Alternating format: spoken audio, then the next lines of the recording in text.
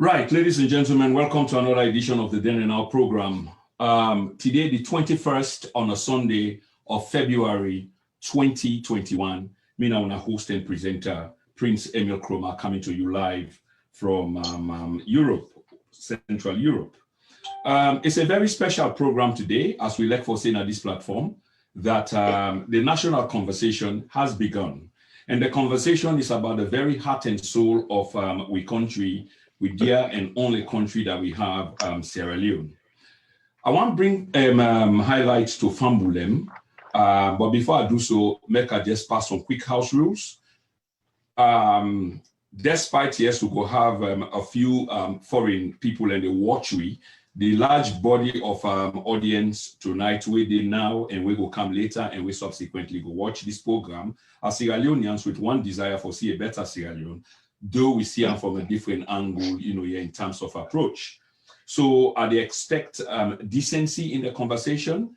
They talk about the chat room in as much as we can disagree, but let we keep in mind, say we can disagree for agree. So we're not going to tolerate any innuendos, fiti. They talk about them raw adjectives, them in other words, coarse insults. We know say it's not tolerated on this particular platform, despite the differences.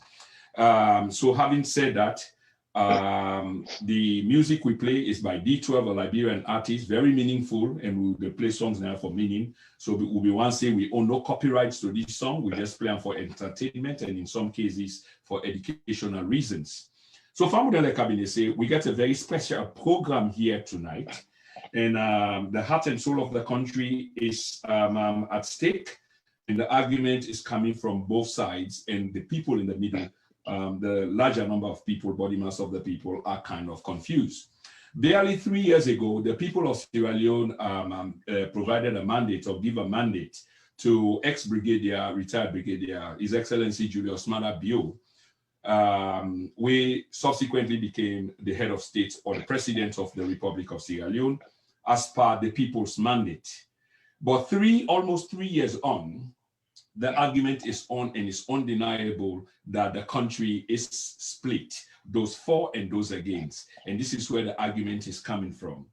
Despite the mandate where the Migidi president, we've been based on a manifesto promises and then promises of good governance and etc. There are those who disagree, and of course you have those that agree. One of the people that we definitely agree with this government and with this president and believe that the direction that they are heading is the right direction. It's none other than we guess tonight, where most of them are going to know, but as a matter of convention, we do the introduction, is none other than Mr. Emmanuel Alie. Mr. Allie, welcome to the program, sir. Thank you, Mr. Kroma, for having me, and I hope we can engage the public in a wonderful and fruitful conversation. Thank you very, very much. Mr. Allie, just for go straight to the point, obviously, the president's campaign on a promise of a new direction, and the new direction, as we understand them, is the direction from some promised land. There are those who disagree, say the promised land that the president promised them, it doesn't look like a promised land at all. In fact, it's in either the old direction or worse direction. What say you, Mr. Allie? Well, the president, when he ran for election, in his manifesto and in all of his budgets, them way he don't present with country. Now programs them way focus around the people, them agenda.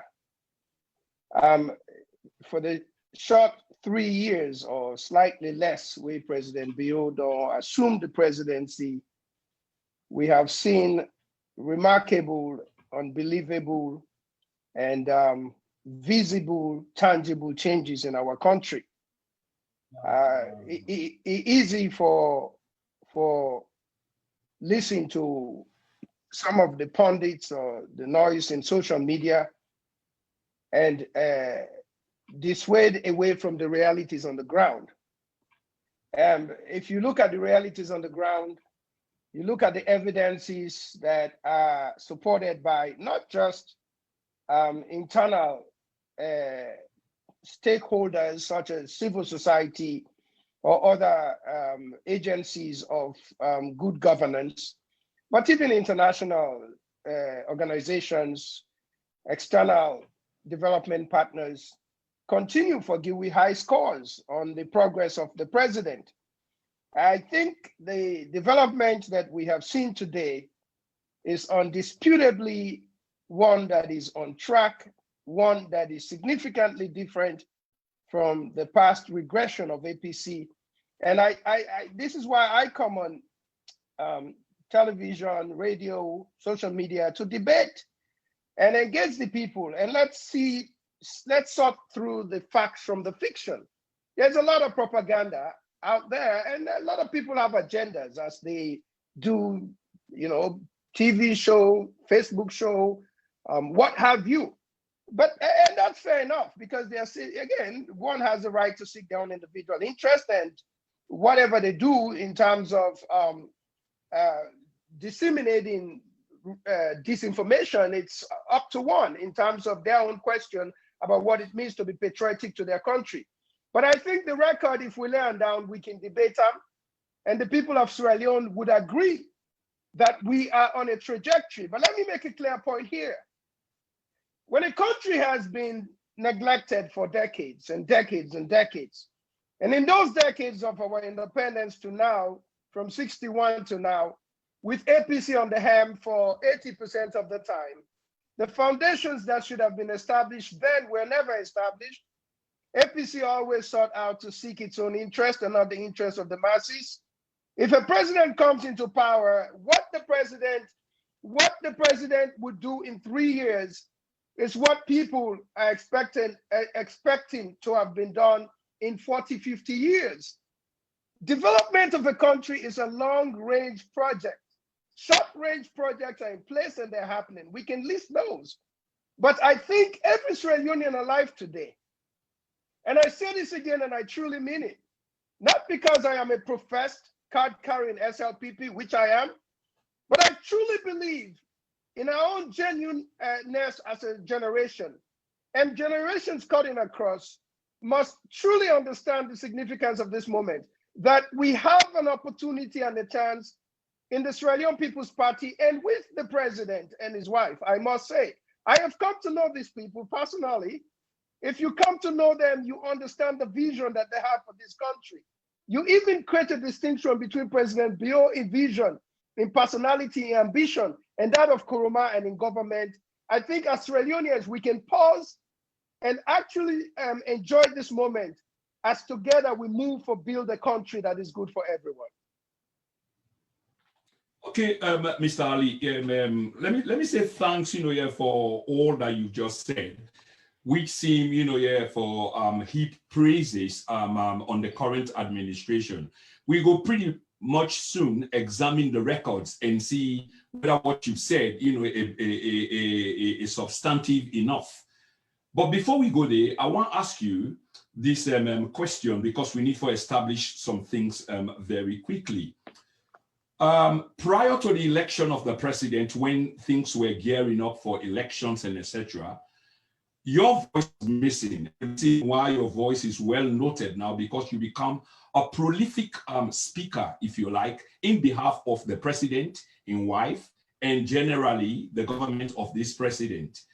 So much so that if these things, the way they do now, be available then of course there will have been probably no second round. So where were you, and where is this new love just coming from? Suddenly you got into this when you were nowhere around, when you were needed most. Okay, say that again. Where was I when? Okay, let's just rephrase the question quickly. During the campaign, before this current president became president, there were a lot of things happening. Of course, you have been significant figure in North America, and your voice was needed as much as we have it today. But we did not hear from you at all. Waiting at the try for say or arrive at is, this voice was missing. What was missing then? One's level of discourse and propagating the presidential views them. Something where the president, hopefully you think say it espouse them, values them, where you think say put them in the right direction. Why were you not there then, but you are here now and being very prolific? Oh, Mr. Kroma, I'm sorry, you must have missed a whole generation of time. I was there from the very beginning. As a party, as the Secretary General of the Israeli People's Party in North America, I was involved in developing strategies from our end, from the time this Kroma government started doing population census, from the time they begin to do redrawing of the various constituencies then. I was involved with my region, developing strategies, raising funds, and supporting. So I'm going to have to interject.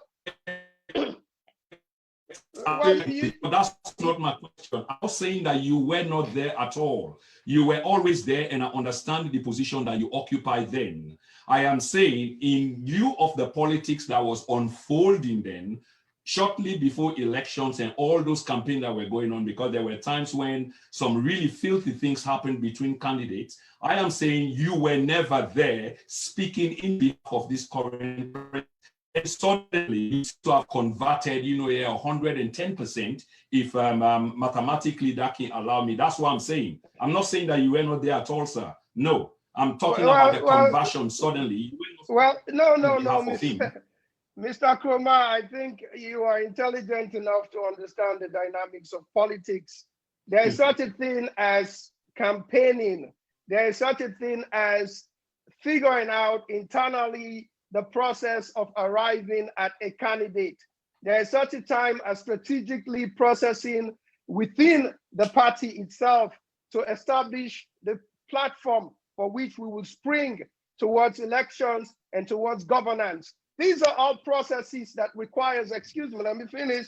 These are all processes that requires different levels of various attention. Sometimes you're doing it in the background, sometimes you're working on politics, on policy, sometimes you're an executive member who have to be neutral in certain circumstances. And of course, once you have a candidate that stands out, yes, you project yourself and present the vision of the candidate. I mean, there is no misunderstanding as to where I have stood, the role I have played. And today, of course, I vigorously and vehemently stand on the principles, the leadership, the vision that President Bio presents. And I have made no apologies for my contributions then, my contributions now, and my contributions going forward as far as the party and the president and his wife is concerned. Okay. All right. So thanks for establishing that ground. Now we understand, how we go forward. So therefore, let us talk about the accomplishments of this president. What you think that this president is accomplishing, where you say he made these promises, especially manifesto promises, and is delivering on them, although yes, other people do have a different take on these issues. So try for tell we, Fambulem will listen, and subsequently later we will listen. What is it that is being delivered? I know they talk about just talk because we know the promises are many, sir. And they talk about substantive issues, things that are being delivered, tangibles, cogent policies that are being executed by this current government of retired Brigadier His Excellency Julius Maada Bio. Well, fair enough. That's a fair question. Then we go back to the forensic audit, which allowed the country to understand where the government of His Excellency President Bio started from on April 4th, 2018. What that forensic audit revealed was a past administration in the Kroma government that depleted our resources, mismanaged our treasuries and institutions, abused the trust of the people, and literally left our development partners running away by the time President Bio assumed office. So we were starting at zero. When he assumed office, he inherited huge amount, as a matter of fact, in the tune of 500 billion in the central bank, and institutions that had been reconstructed after the war years, institutions that had been developed after the war years, NRA, NACSA, and just to name a few. And there we are, or we were in April of 2018, a country starting from scratch, zero, nothing, IMF running away, World Bank running away, European Union denying us any kind of help because Nkrumah was corrupt and Nkrumah did not care about the masses. Again, this is not Emmanuel Alie saying it. It is public record. I think we've all examined the corrupt nature that Nkrumah was. Now let's move forward. What do you do to begin to rebuild a country that was that badly damaged economically, socially, and politically? Because when you destroy a country economically, you cannot argue that you can keep its social cohesion together. You cannot argue that you can keep its cultural values together. You cannot argue that you can keep political institutions together. It is a matter of rebuilding. President Bio focused on perhaps the preeminent process of nation building, which is human capital development. Almost 25% of his budget have been focused on the one thing that everybody agrees is necessary to reduce poverty in any country or anywhere in the world. And that process is ongoing. We can list the various elements of that process, whether it's paying school fees for everyone who wants to take public exams, giving scholarships to people that have studied in areas of science and areas that the country actually needs expertise in, providing school buses, school feeding, all those things that facilitates the process of learning. But not just that, let's even look at our reformation of public policies, our public finance policies, how the government have reduced public expenditure, how the government have reduced public waste, how the government have increased domestic revenue generation, how the government have used biometric processes to reduce the concept of ghost payments or ghost salaries. I mean, we can go into agriculture and reforms and the increased productivity just this past year in rice production by private sectors. We saw the president in Pujan a couple days ago expanding the oil manufacturing process by 50% productivity. We can go on and on and on in fisheries. I mean, okay, we can go on and on. And I want to break this down. I want to break this down so Fambulengo understand it in context. So you talk about, I mean, Mr. Alie, I don't think you expect to be taken seriously. I mean, let's begin to face facts. When you talk about expenditures being caught, when the evidence speaks to the contrary, and it sounds a bit laughable, Mr. Alie, when you know that we live in a country in which the judicial process is meant to play out, that until a court finds you guilty, you are an innocent man. But you are happy to name like the ex-president saying that he's already guilty. I don't know by whose court, just by pronouncement. But when allegations were made against the others, you are saying that you need evidence and in fact it's rubbish. Isn't that double standard, Mr. Alie? Well, Mr. Nkrumah, let's establish some basic understanding here for the audience. Once you start questioning your guest as to whether, in fact, his point of view should be taken seriously and throwing in editorial comments, I think the public can begin to question your own point of view. I think if you have a point of view, it's fair that you let the public know. I mean, if you're an advocate of the APC, defunct APC government, it's fair that the public will debate you. I can still come on your show. I have made no apologies. That is not the issue, Mr. Emmanuel. Please don't. No, but you have insinuated that has nothing to do with the APC. You're making the truth to be synonymous with APC.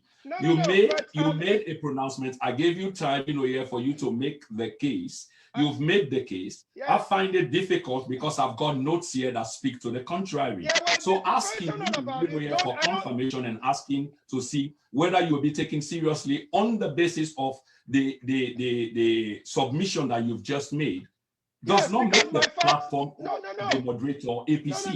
Yeah, but again, I think in fairness to the audience, you are editorializing in a way that presents a point of view.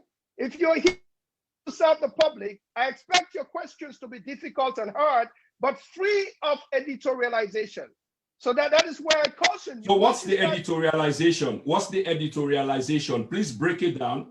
Please break it down for the audience, because you seem to have come with a game plan. Because I haven't gone into anything other than ask you a fair question. You talk about something which the evidence speaks contrary to. I'm speaking on the record. But it seems like you're bent on making this accusation when it's not necessary. So please educate us and the general public what the editorialization is, please. Yeah, you presented the opportunity for me to make the point. I did not come here to make a point. I did not have a preconceived perception of you, other than you offer the opportunity for me to make that comment. I am more than glad to debate the government's record. The fact of the matter is, the free press has, if you claim to be a free press, if you claim to be impartial, you have an obligation to free yourself from self-editorialization. Both you still haven't broken down. Okay, hold on. I'm getting there. You keep repeating the mantra, Mr. Allie. I'm getting there. I'm getting there. It's not going to work. I've asked you, I've given you the opportunity, break it down, but you're still repeating the same terminology. It doesn't work that way. What is the editorialization? It's just one, preference that I took, and then you say it's editorialization. Now, please break down what the editorialization is, and just stop throwing the same word over and over. Exactly. Your sarcastic comment about referring that if viewers would take me seriously, that is a function of editorialization in the business of journalism. It is not your place to make that comment. It is not your place to make that editorial comment. It is an editorial comment. It is your business is to dig out the facts, challenge me to lay out the facts. That's your job. It's not your place to make a judgment about what the public thinks. That is editorialization. Now, if we can move on to the topics that we're talking about, the government's record, I am more than willing to talk about it, but I have to call you out. Okay, Mr. Allie. I think you've taken it out of context altogether, and I can see that you feel offended by it. But asking you a question whether you can be taken seriously in a submission. Can we move on, please? It's a normal trend. It's a normal trend in journalism and the kind of journalism that I practice. It's a normal trend. You can look it up. So we haven't come here to lecture. You haven't come here, here to teach me. But this is normal, and you can go later and then dig it up, and you will find out that it's normal. There's nothing wrong with that. Asking you whether you think the audience must take you seriously. It's your business to explain to people whether or how or why you should be taken seriously. That's what it is. So you are actually missing the point. But let's get back on track, Mr. Allie. Mr. Allie, the point here is, I take exception to one of the issues, that you submitted, which is about reining in other words, plugging the holes, a promise made by this government, by this president. That's all I was saying. Are the holes plugged when we are seeing leakages? How do you call it? The wage bill has ballooned. In other words, there is excessive spending. It's on the record. That's all the point I was trying to make, Mr. Allie. Okay, I'll be more than glad to handle that. You see. Okay, sir. Again, in the age of social media, it is very easy for purported journalists, tabloid journalists, to misrepresent facts and misrepresent context. So people are talking about the wage bill ballooning. On the one hand, everybody in Sierra Leone, civil servants or workers in general, are asking for increases. I've listened to your show on many occasions where you have talked about public workers not getting paid enough, and many other people talk about that. The government came into power, first of all, recruited 2,500 healthcare workers. I don't hear you talking about that as a good thing. Of course, if you recruit 2,500 workers, you're going to increase expenditure in that area, of course, right? We know that the government increased salaries of teachers by 30%. That everybody held as a good thing, right? Yet you would like to talk about it as expenditure ballooning. You see, in the business of communicating to the people, this is why I keep telling our young and up-and-coming impressionable young people to empower themselves to be able to decipher the noise from the facts. It's easy to take public expenditure that went into the hiring of 2,500 health workers, or the increase of public servant salaries like teachers by 30%, and say, in fact, the expenditures have ballooned because the government has increased the expenditure for civil servants.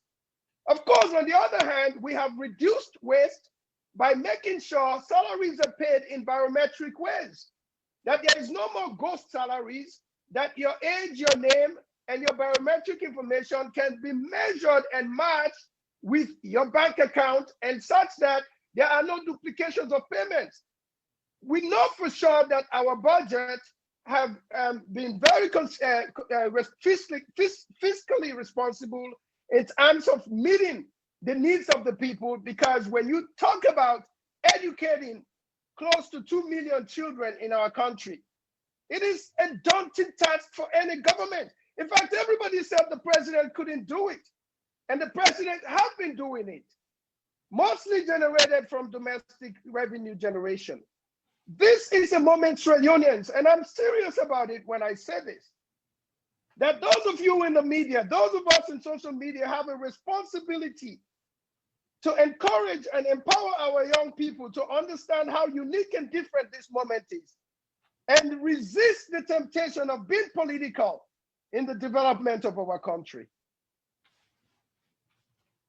Okay. Many thanks for that. But here we go. On this platform, just for the purpose of the general viewership, and there are lots and lots of people that know this, we provide information because we believe information is empowering people. Some of the languages that you speak are languages that we do speak on this platform, which is people need for verified things for themselves. They need for acquaint themselves with document primary things. I say that all of the time. And if you watch me shows, you will definitely know that. Now, when I talk about wage bill ballooning, it's not on that basis that more employment has been created. And they talk about the wastages. Remember, when the president came into office, executive order number 1 was what I was referring to. So other than the employment that has been created by government, which obviously will blow the wage bill up, but the way it's expanded, there are other things attached to it. Example, fiscal discipline that the president promised us is not happening. Corruption is at the heart of government. It's not me saying this. One, the audit report, which I think is out there for all to see.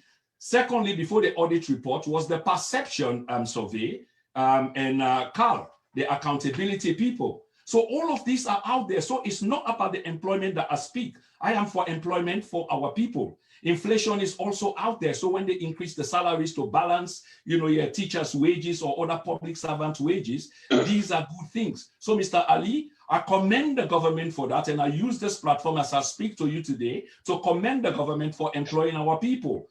But I'm speaking about corruption that has ballooned the wage bill. Like, for example, we know that the Minister of Finance has increased his salary, which is under some sort of means, which are now questionable. And that obviously has increased the wage bill. These are the kind of things that I'm speaking to, not employees what I speak.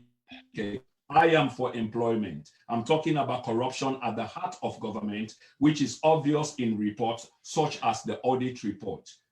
What would you have to say to that, Mr. Allie? Well, Mr. Kurma, I would say this, every opposition, in my opinion, would do themselves a great deal of service by employing concepts like corruption in their narrative as an abstract concept.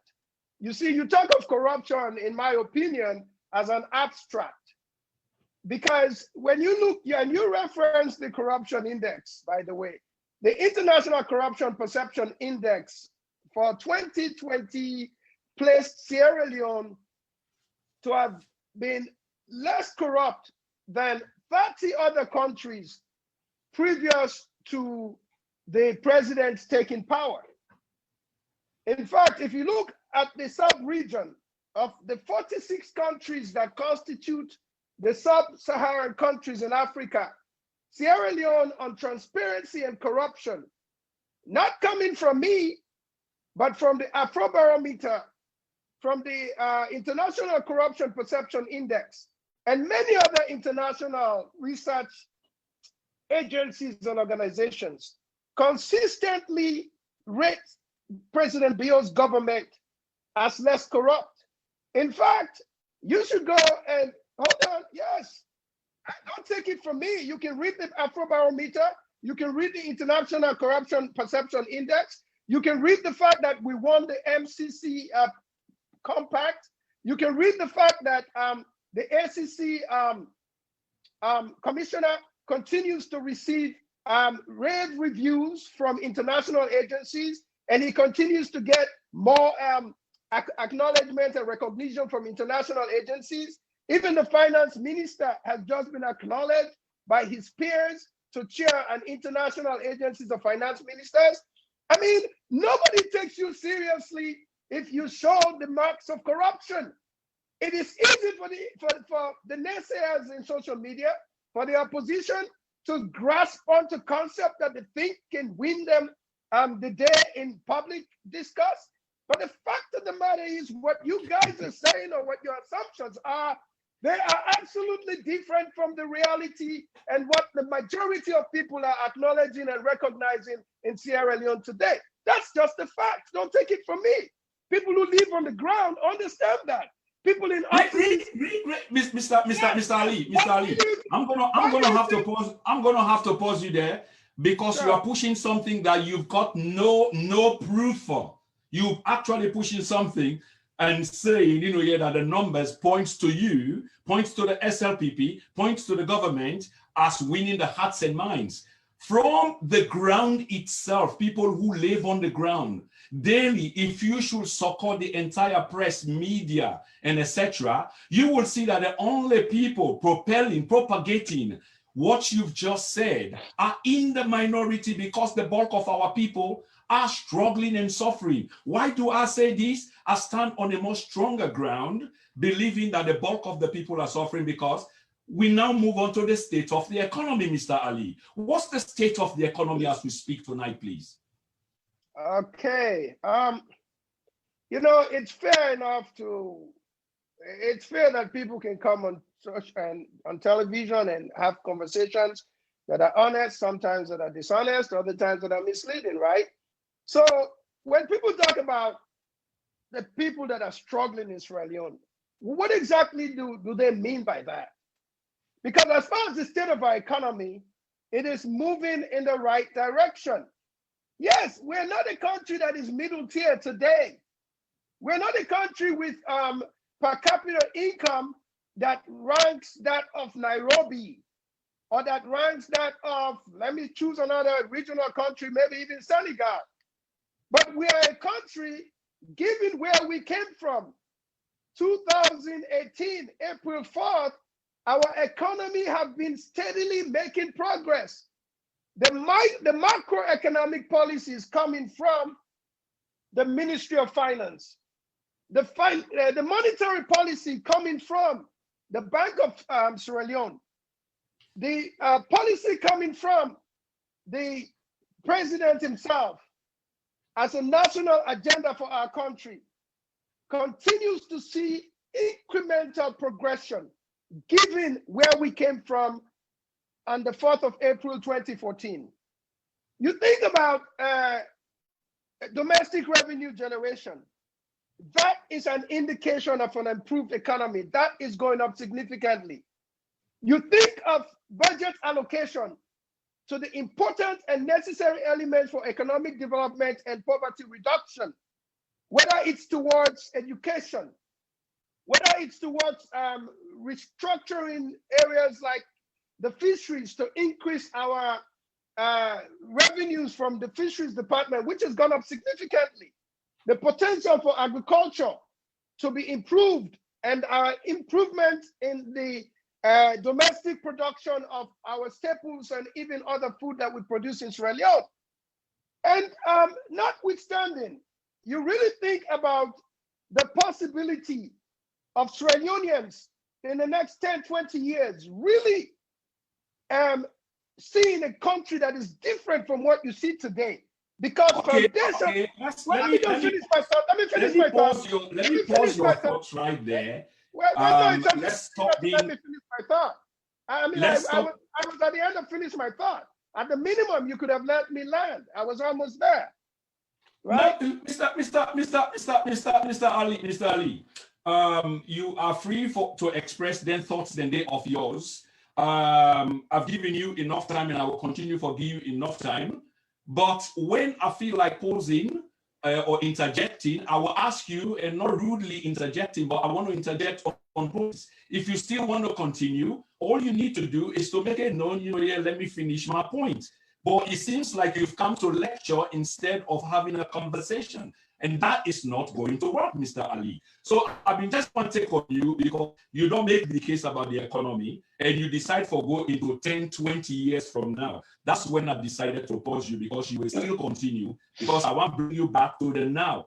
I mean, yeah, let's talk about the now in terms of the economy. You say the economy is on increase. You say the economy is doing well. It's showing signs of everything recovery. I don't know which book you are reading from, and I will deal with that shortly. But one question I will ask you and wait for your answer before I deal with that is, Mr. Allie, waiting at the exchange rates today as we speak, and how does that influence or show whether the economy is getting better or not? And I'm a simple question to you, sir.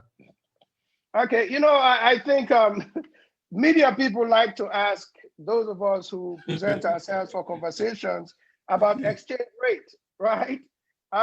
First of all, I send money to Sierra Leone, and I'm sure there's an exchange rate that is given. But if you're asking about exchange rates today, you should be prepared to give a relative comparison between now and a given period. So asking me about exchange rate today, I don't know the significance of that. I don't know how that adds to the value of anything that we're talking about. So be a little specific as to why you think asking me about the exchange rate is a relevant part of this conversation. It simply sounds like you don't have answers for it because you talk about the economy. You talk about the economy about like someone who understands the economy, and you even make broad sweeping statements say the economy is doing quite well. So I introduce an element of the economic trend, which is simple, is simplistic, as opposed to the rates. Because if the economy they do well, it will show up the national currency and make sure say it's stable and even begin for reduce them. But instead, it's on the up, and that's a bad sign of an economy which is not doing well. That's what I'm trying to say. Well, I mean, now you've made your point, but your point is full of inaccuracies. First of all, also, you don't understand them. Also. Hold on a second. Okay. Your point is full of inaccuracies, trying to tie exchange rate with a good economy. There is some relationship, but it's not a causal relationship, right? So if you think of the increase in the devaluation of the currency over the past few months, as a matter of fact, our currency has stabilized in the past 6 months. The exchange rate, the leones has appreciated against the dollar. You would agree with me. So since you want to talk about exchange rate as an indication of a good economy, by your own argument, if we're to go by your own argument, our economy is in the right direction, right? Because the exchange rate has gone down and the valuation of the leones has gone up. So would you agree with me that that's a good thing? No, it's not a good thing, sir. It's not a good thing. Would we at least agree? Would we at least agree that the exchange rate has gone down, that the leones has been revalued over the dollar. Can we agree on that in the past 6 months? When you say revalue, the idea is the Leones has lost more grounds as we speak today. And you say you send money today. If you send money last week or last month and you send money today, you don't notice it. No, that is not true. That is not true. That is not true. The Leones is appreciating against the dollar for the past 6 months. Okay, that is true. That is absolutely true. And if you're tying an appreciation of the Leones to the dollar itself, then we're doing very well. If you were, I was expecting you to talk about inflation, but when people try to talk about the devaluation of the currency, it is a whole different technical concept that usually does not relate much into the concept of economic development.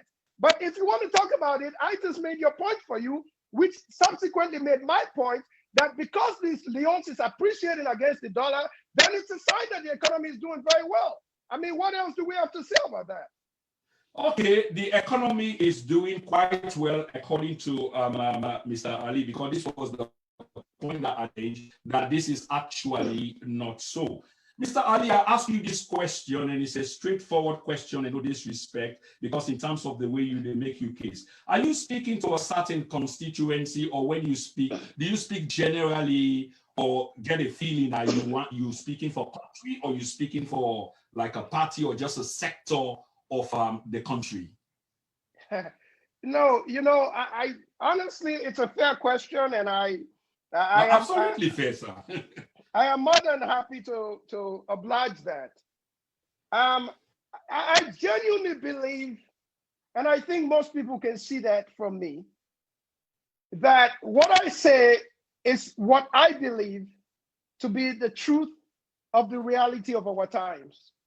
And I genuinely hope more people can be critical, because if you're really critical and examine the realities of these times, you would emerge at a place where you come to believe that this is our last best hope. I speak to truth. I speak to the hopes and aspirations of our nation. I speak to the dreams and vision of President Bio, and I speak to the possibility that this government offers. That's what I speak to. I mean, whoever wants to believe it does not have to believe, or does have to believe. There are a lot of people who support what the projections that I make and the things that I say, and there are people that don't buy into it. So of course, but the question is, do I genuinely believe what I'm saying? Of course I believe what I'm saying. I mean, there is no dispute that. And time and again, I provide evidence and supporting to my claims that in fact, these are the times that we must embrace in order to provide ourselves a better future for tomorrow. Okay, Mr. Allie, many thanks for that answer. I have no doubt that you believe what they say. And when you talk about hopes and aspirations, that chime with me. I absolutely do agree with you, because I believe many Sierra Leoneans, if not every one of us, do have that hopes and aspirations. And some people, they pray hell for let this government succeed. And I will equally confess to you that on the other side, some people might be praying for let the president not succeed. And that is an absurd view, I can tell you publicly, because when the president fails, the country fails, the people fail, we all suffer. So we should be praying that he succeed. But the evidence speaks to the contrary, Mr. Allie, and this is the point. So going back to the economy in fact has contracted. Since 2017, it was at a growth rate of 3.5%, and all the projection where the finance minister make, that not really happen. It really not happen.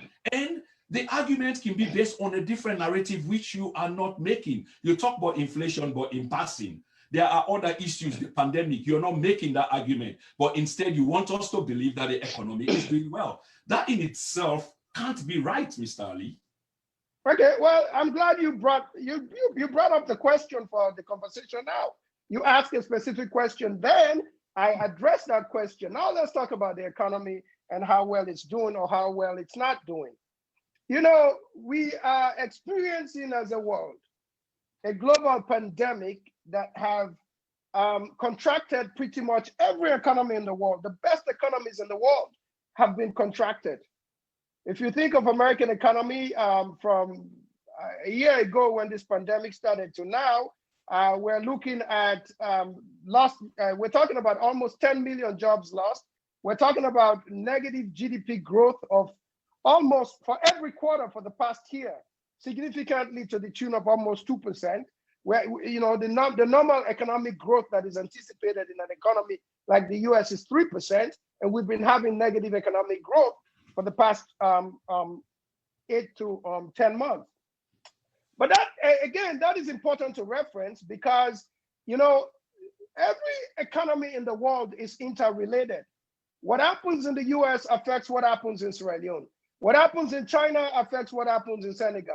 So the question is, how has Sierra Leone been able to weather these, what we call in economics, exogenic shocks that have affected our economy, these external forces that Sierra Leone has no control over, right?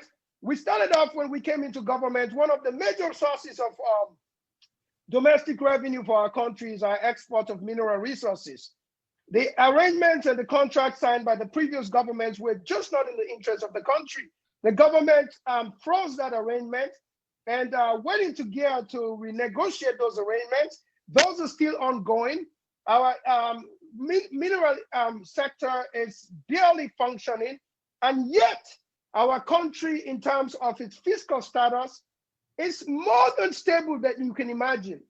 Why do you think IMF, World Bank, EU, African nation banks, and other banks within the sub-region continue to repose trust and confidence in the Sierra Leone economy to the extent that they're not just giving grants, they're giving some soft loans, they're giving budgetary support.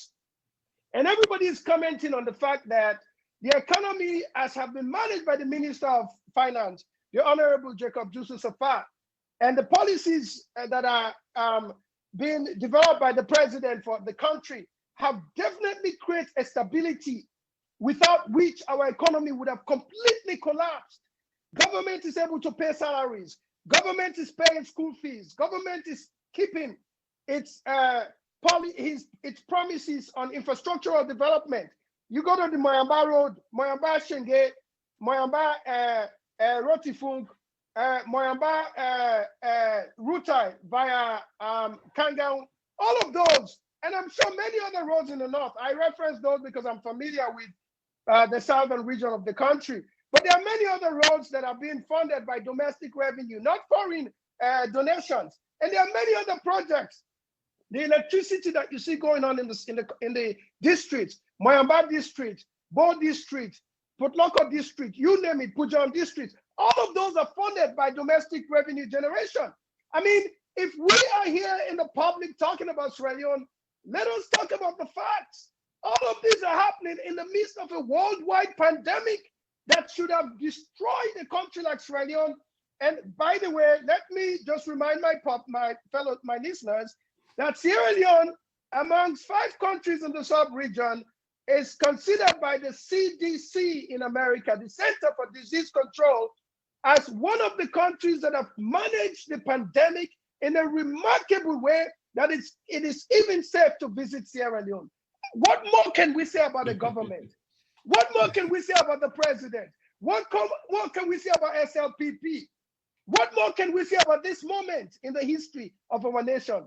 Mr. Cromer, I think, you know, our children coming after us will have a better Sierra Leone to inherit. I can promise you that. This is where I kind of fundamentally disagree with you and think that you are wearing a rose-tinted glasses, Mr. Allie, in terms of the picture that you paint for Sierra Leone. The difference here is it sounds more fictional, you know, than real. If it's based on aspirations and hope, which you speak, because I'm getting a little bit confused here, then obviously that is understood. At one point, you are talking about, you know, like the international community, our donor partners have still reposed confidence in us, so much so that they are not only giving us grants, they are also giving us soft loans, which means that this is what we are surviving on. And it is because the pandemic and because Sierra Leone is a member of the international community. So there's an obligation on the part of the international community to look after a smaller country who is impacted by this pandemic.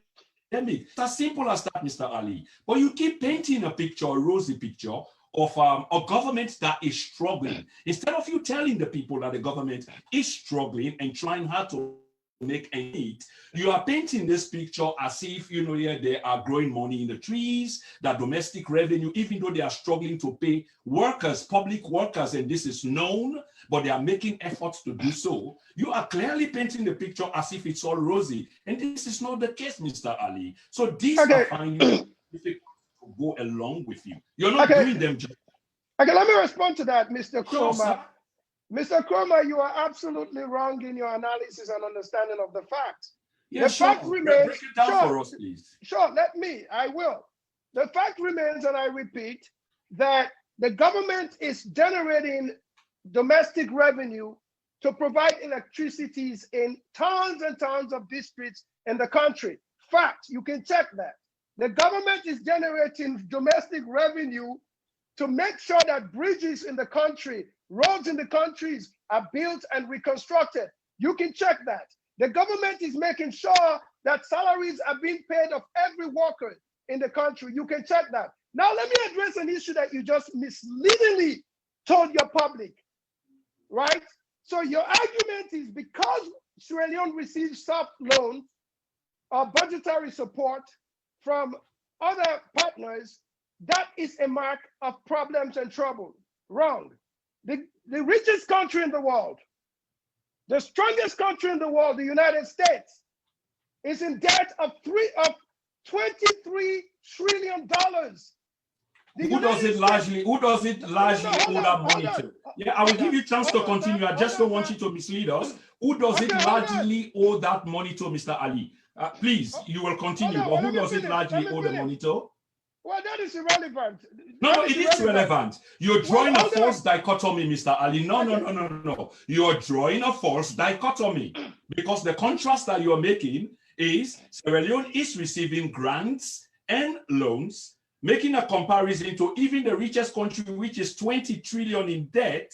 And that's the comparison you're trying to make between the United States and the Republic of Sierra Leone in terms of debts and loans and grants. That is not. Can I continue, please, when you're done? Sure. Yes, I'm back to my point. I made a comparison between the United States and Sierra Leone because you made a reference that is misleading, that if a country is receiving loan or aid, it must be in trouble. Wrong. The richest country, let me say again, and I hope you don't interrupt me, the richest country in the world does borrow money. If the United States cannot borrow money today, it would not pay its bills. That is a fact. The United States borrows domestically, it borrows internationally. That is a fact. Sierra Leone borrows domestically and borrows internationally. That is a fact. We can look at the GDP debt to GDP growth to debt ratio between Sierra Leone and America. As a matter of fact, America is borrowing up to 100% of its GDP, 23 trillion. It is debt. Its current GDP is around 21 trillion. My friend, that is not the case in Sierra Leone. Sierra Leone is borrowing maybe about 25% of its GDP. Let's get this very clear. The fact of the matter is, listen, I'll explain. The fact of the matter is, Sierra Leone's economy, as is managed today by JJ Safar, if we really take our time to take it apart, it's perhaps one of the best macroeconomic policy developments and management we have seen in the history of our country. That is a fact. How so, sir? How so? Mr. Allie? How so, given all the elements I have explained? The fact that we are in a pandemic, the fact that we have frozen our contract with our major source of domestic revenue, which is in the extractive industry, the fact that we are not even talking about reopening those until we re-sign those contracts. You frozen, according to you frozen the source of your major domestic revenue, but at the same time, you make an argument earlier on that domestic revenue is rising so much, even though the major source has been frozen. Imagine the statement, Mr. Allie. And that is the beauty of this government, because we have been able to diversify our domestic revenue generation. Yes, you can freeze the contract that APC had that wasn't good for the people. The government did it. You know that they did it. Yes, we're still in court trying to figure out what is the right thing for the country. Yet, what the government did, and as President Bio promised, was to diversify revenue generation. So we've increased our revenue generation in marine resources. We've increased our revenue generation in the regular taxation collection. We've increased our better management in many other revenue areas, including all the other MDAs that increase revenue for our country. That is what President Bio said he would do, and that is what he has done. I mean, if you see that as a magic, it's because the president has been fiscally responsible in terms of approaching governance as a process of blocking leakages, re-signing or renegotiating bad contracts, and improving performances in many other areas that were underperforming under the APC. I mean, these are the facts, and the people need to know. That's all there is to it. Okay, Mr. Allie, many thanks for that. The evidence, though, speaks to the contrary, and it is available. So you can make all of those pronouncements, and we are asking the general audience, please go and seek independence for yourself by looking at these documents that are available both in government archives and other records that are available, primary records. So you make the decision for yourselves rather. Ladies and gentlemen, we are deep into this program, and it's a very interesting program. Like I started the program, we were saying that we are at a crossroad in the history of our nation. Many times we've been there. This is one time where we are again, and we've got a very, very special guest, a vehement, outspoken supporter of this government, and he's doing just that on this particular program, defending the policies, both economic, social, and you name it, of the government. And we're trying to pose some challenges so that we can understand where we are. So the program is on, and I'm asking Fambulem Dia Unale, we shape the program because this is important. Mr. Emmanuel Alie, a constant face on social media. He's carved a niche for himself out there with videos that comes out, but all in support. And we will continue for ask the questions that are relevant. Quick announcements. On this weekend, on Saturday, I believe we get Lawyer Kaloko will be on the program. Then the big announcement for this weekend, Lawyer Kaloko will be on the program. And the program open to SLPP people and everybody generally. And Mr. Allie, when they speak on the program, it should be noted, needless for I to say, but for the record, he is SLPP through and through. And that's what he's doing here with the challenger, although he tried to go that way the earlier for accuse the moderator simply for challenging as being an APC. But I think he quickly retracted from that, and I have no doubt. Many thanks for that. Few people at the channel, at the chat room, Gloria Hardin Thomas. Many thanks. Also, be big English, be realistic, and be truthful to yourselves. Maybe not either one of us will talk to. And Sister Gloria, yes, I think the English boku, and if I may not be less, but I can always encourage English for let's speak on because as we speak, so we get many foreign people that we can watch this particular program. But yes, we try for speak to with Sierra Leonean people, and so it should be largely in Creole. Many thanks. Arun Pape, this guy, Oluonfe Smith, please, Alimami Kamara. Sorry to say Mr. Allie is untrue. Arun Pape, Gloria Hedin Thomas, good night, can't stand the conversation. Almami Kamara, Santigi Sise, stop wasting your breath, guys. 2023, you guys are going. You like it or not? I don't know which guys are going. Most likely Aliu's side. There are many conversations. Okay, we got Mohammed Paka is watching. Kamara Sori. They make comments. Jesse Bai, Junior Kabo, Mohammed, Arun Pape, Suleiman, Bangua. 10 poor country in Africa, 2020, Sierra Leone is number 9 poor country. Santigi, school, blah, blah, blah. Kadiatu Jallo. This man is on the payroll. Too much innocent people, then they suffer. They say this and that. Sia Logan. Typical SLPP. We know they tolerate this kind of language on this platform. You are big. Don't ever use this language again on this platform. And it looked like your very first time because your name, a sort of new. I mean, there are many words that you can use. We never short of words. And I say I'm from the very beginning. Please, we don't do that here. Thank you.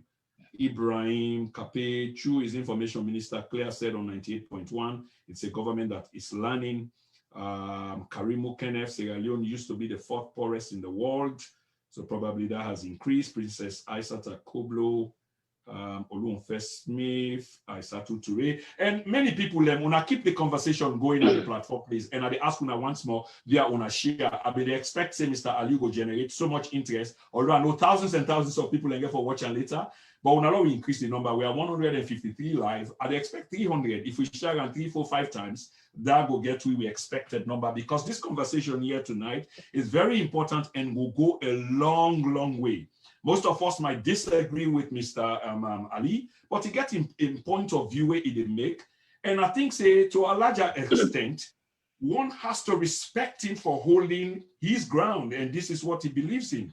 Although we go continue for pose the challenges to Mr. Allie. And back to you again, Mr. Allie. Thank you so much, for taking the opportunity for come on the then and now. We really, really do appreciate you, sir. And once more, let me just say thank you so much. So I want to go back to the manifesto of the SLPP. Being a subscriber to the SLPP manifesto, that was then, I must tell you. I know you come, not you, let me stop using you, but some people, had this concept in mind, he's this, he's that. But there were many things that supported the president on. I'm a policy man. I'm not beholden to anybody, to any party, and I say it publicly, okay? It's about policy. So when a policy is right, smells right, sounds right, I back it. So I read the manifesto, I read the President Agriculture Manifesto, I supported it. I read in Fisheries and Marine Resources Manifesto, I supported it. I read the Free Education Manifesto, I supported it because it's about education. But when it begins to fail, although we know that there will be hurdles, I question them. And up to this day, I question the agriculture policy, because I'm yet to see, I know you mentioned about private industry, them, how people they do well. On this platform, we don't invite and interview 3 private individuals that are doing massively well at the agriculture industry. They're producing their own rice. Bushels, I don't even know how they call them. One woman with America, I get thousands and thousands of acres if you do well. One guy there, I think Nakenema or McKinney, where himself, I think he learned how to redo this parboiled rice, because the reason why we people not be the buy them now because it's full of many impurities. So we go get the machine, reboil them or whatever, and remove the impurities, rebag them, and he's doing quite well. So there's a lot of things happening. But when they talk about on an industrial scale, on a massive scale, not to go get 100 tractors and parade them, and show people, oh, the talk and do is happening. We want to see tangible, we want to see physical. We hear about Bonda P, for example, and the other side. What is happening in that particular sector, Mr. Allie? Well, as you yourself don't indicate, improvement in private sector agriculture is significant. And I'm pretty sure the public understands that, even though once in a while they can misunderstand what in government they're about, but it is not the business of government for create job. The government creates the enabling community and environment for job for happen. And so, given that so much good things, significant production output, they happen in agriculture, it just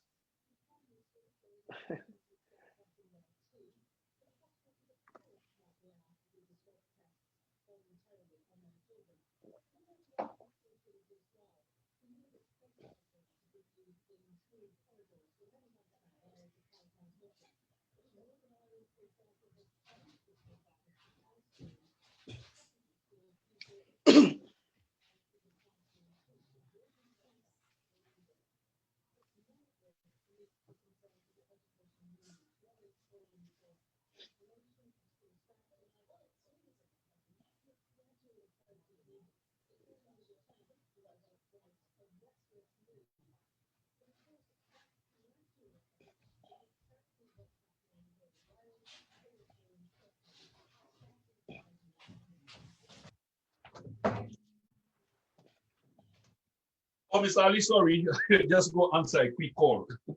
Sorry about that. Unfortunately, it's a little awkward for a guest to be speaking without the presence of the host. So I stopped talking. Okay, yeah, sorry, I'm not being physically there, but are they hearing you? Yeah. I mean, okay. Let's just go to quickly. I want let we move on fast. My apologies for that. Mr. Allie, you first of all see yourself as a progressive, a social progressive. Am I right? Because I think you've said it in your times. Oh, absolutely right. I think you can't find a more progressive person than me. So, give me an idea what a social progressive is, and how you are a social progressive in terms of the context, this entire context. You've been in support of President Bio and his government, and you being a social progressive, and what social progressive mean, and how it applicable to what it unfold as we speak, sir. Well, again, I don't mean to be impolite, but I think the fair approach to that question would have been, this is what I believe social progressive is. How are you a social progressive? So I think you should offer us and the public what you believe social progressivism is, and then that would lay the foundation for me to come and tell you whether I am a social progressive or not. But I think it's unfair for you to ask me to lecture the public on what a social progressive is. So I don't know if I can answer that question within the framework. Make a repose. Thank you for that. Thank you for that. What I've been trying to say is, I've heard you say, and I've heard you, and I asked the question, is that true? Because I've heard you, I've listened to you a couple of times, sir. So I've heard you say that you are social progressive. So I've been just want a confirmation, because I've never had this confirmation, but I've heard you say that a couple of times. So I ask, and once you confirm that, so I was saying, waiting at the social progressive, because I try for train a line of thought, because I want kind of link up. You get where I'm going now? We don't lost your audio. You don't mute your audio. Okay, sorry, I don't even know how that happened. Yeah, you're back. Yeah. Okay, so it's a fair question, I think, and I hope more young people are listening.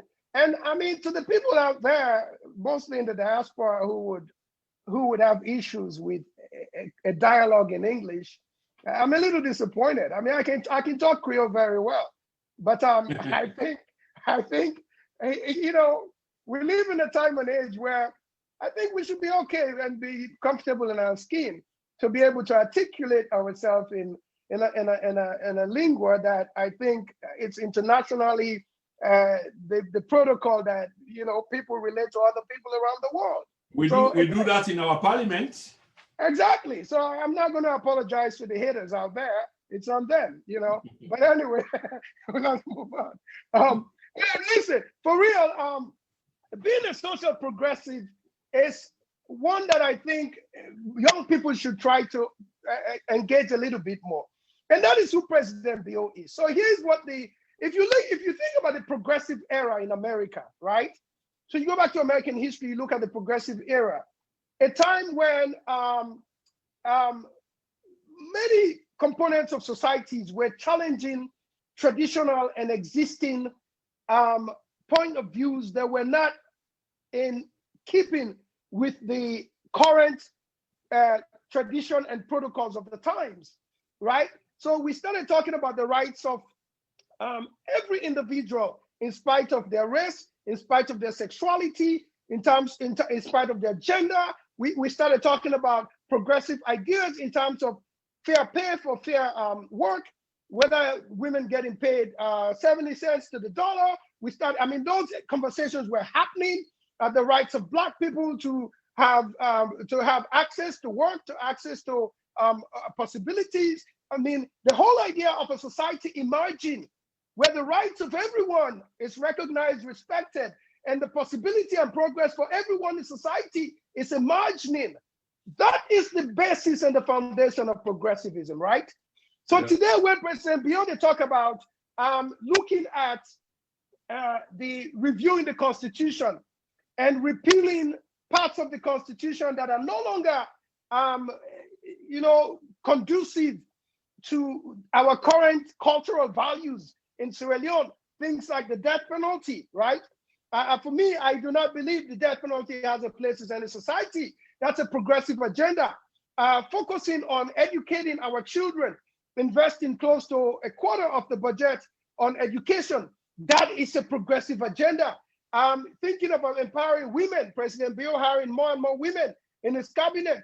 That is a progressive agenda. Hands off our girls by the First Lady. That is a progressive agenda. The First Lady handing out sanitary pads, letting brothers and sisters, men and women, understand that we no longer should be ashamed of talking about things that are part of the physical and physiological nature of the human being or the human girl. That is a progressive agenda. Given the fact that, let's say, for example, in America, people go to school for around 179 days. In Sierra Leone, let's say 200 days a year, right? And if kids are taking 30 days off because of their menstrual period, they're not going to school, and the First Lady is making sure she can mitigate those problems where you can increase the school attendance for girls, that is a progressive agenda. The reformation of various sectors of our society, repealing the Libel and Sedition Act, that is a progressive agenda. I have my views, and that I believe if more people can embrace them, we can have a society. And I think this is where the president is at. As a matter of fact, this is exactly where the president is at. He is actually at the place where he believes our society should work for everyone. That is the progressive agenda. When I speak of progressivism, that is the agenda I speak of. That is the belief that I carry. That is the conviction that I deeply have, that in fact our country must, and by the way, let me include the fact that people living in overseas should be able to go to Sierra Leone and run for office without the impediment of the TUSIM. That is a progressive agenda. And I can assure you the president supports that move. That is a progressive agenda. And that is what I'm pretty sure, I hope a lot of people are there, because it is not a complicated agenda. It is a self-embracing agenda for the progress and development of our society. Oh, wow. Thank you so much. I asked for a quarter, I got a full, and it was absolutely quite necessary. So the question itself was necessary for establish Mr. Allie in credential in a certain different respect, but try for attachment to the now. And what I really try for get to is like all what you describe, I absolutely do I'm in agreement with that. But the thing I really try for espouse within them value then they is similarly what you just say, but I've been look for the good healthcare, the redistribution of wealth. You talk about the American social, sort of kind of agenda, and all of them kind of things that they are and how it applicable to a country. You also mentioned the president, but you talk in passing again. And one thing what you say is he believe. You see, for believe and then you do, these are two different things, Mr. Emmanuel. And I may not have any doubts in my mind like the president will want to do, but there will be some inhibition them way they make a not able for do like what he want for do. And when you talk about the social agenda, Mr. Emmanuel, I know Yeri you weigh into the Pademba Road issue. I know Yeri you talk about repressiveness because these things are happening. There might be reasons, but these things are happening. But we not get time today. We go get for left and for another day because we'll get few minutes and I want to cover a few things quickly.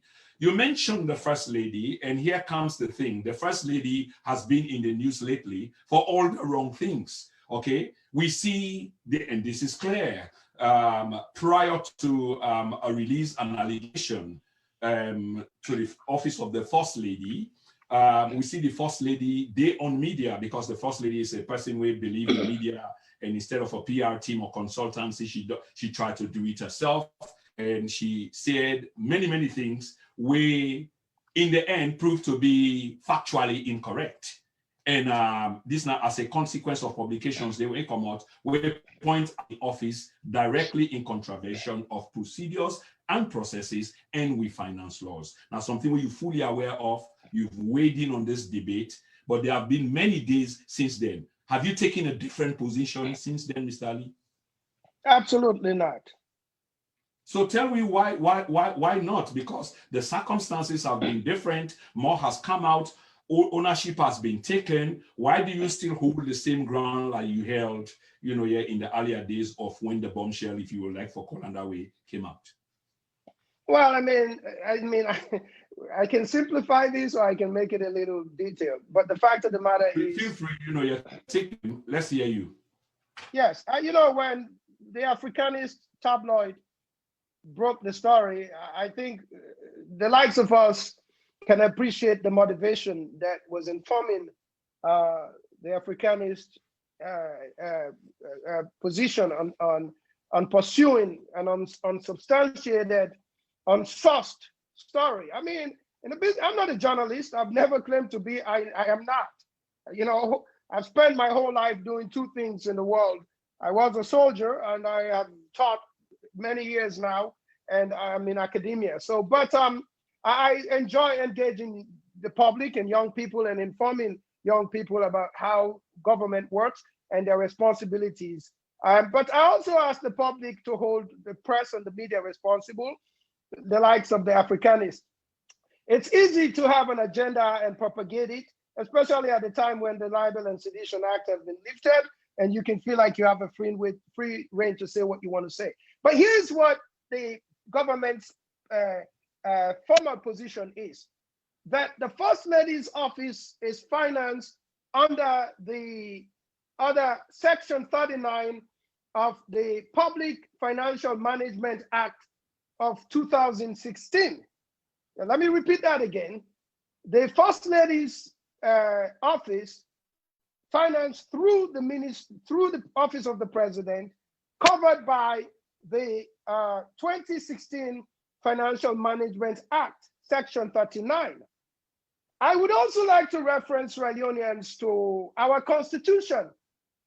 I think part of the beauty of this program is to engage young minds to expand their understanding in terms of their self-evaluation of the realities around them.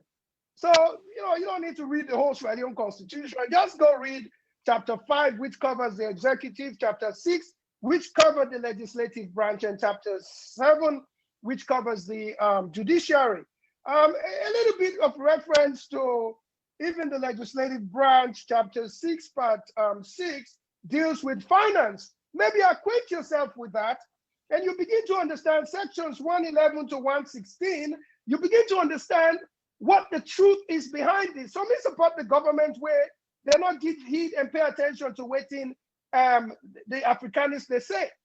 The president in office, which governs the First Lady activities and in office, is constitutionally, procedurally, and within the bounds of the law covered by Section 39 of the Public Finance Act of the Public Finance Management Act of 2016.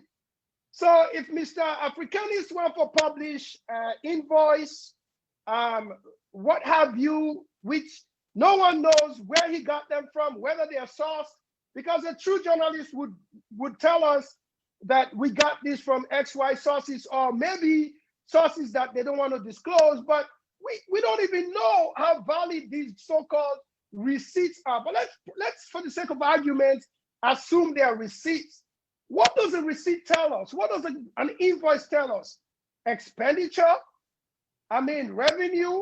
What exactly? He has done a good job, I have to say, manipulating. Just a second. The Africanists have done a good job manipulating, in my opinion, the vuvuzelas who are zealous to look for bad news. And they have totally just run with this nonsense that makes absolutely no sense. Because all you have to do is cite the Constitution, which empowers the president and even the Minister of Finance to even spend money that is not even allocated in the budget, contingencies, to even spend money that has not even been allocated yet. You see, people don't even understand the basics of the Constitution, and the Africanist is exploiting the averageness of the average Leonean by manipulating these so-called invoice receipts as evidence. The last time I asked somebody that I was on their show, what exactly do you mean by business evidence? How is a receipt evidence? Evidence of what? Not once has the Africanists come out to lay out a crime that the First Lady is guilty of. Not once has the Africanists come out and lay out a crime that the Ministry of Finance is guilty of, or the President's office is guilty of.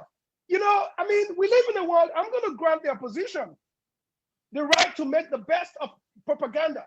But the fact remains, citizens who care about the progress of our country must rise up and push back and engage the public in genuine and fair conversation.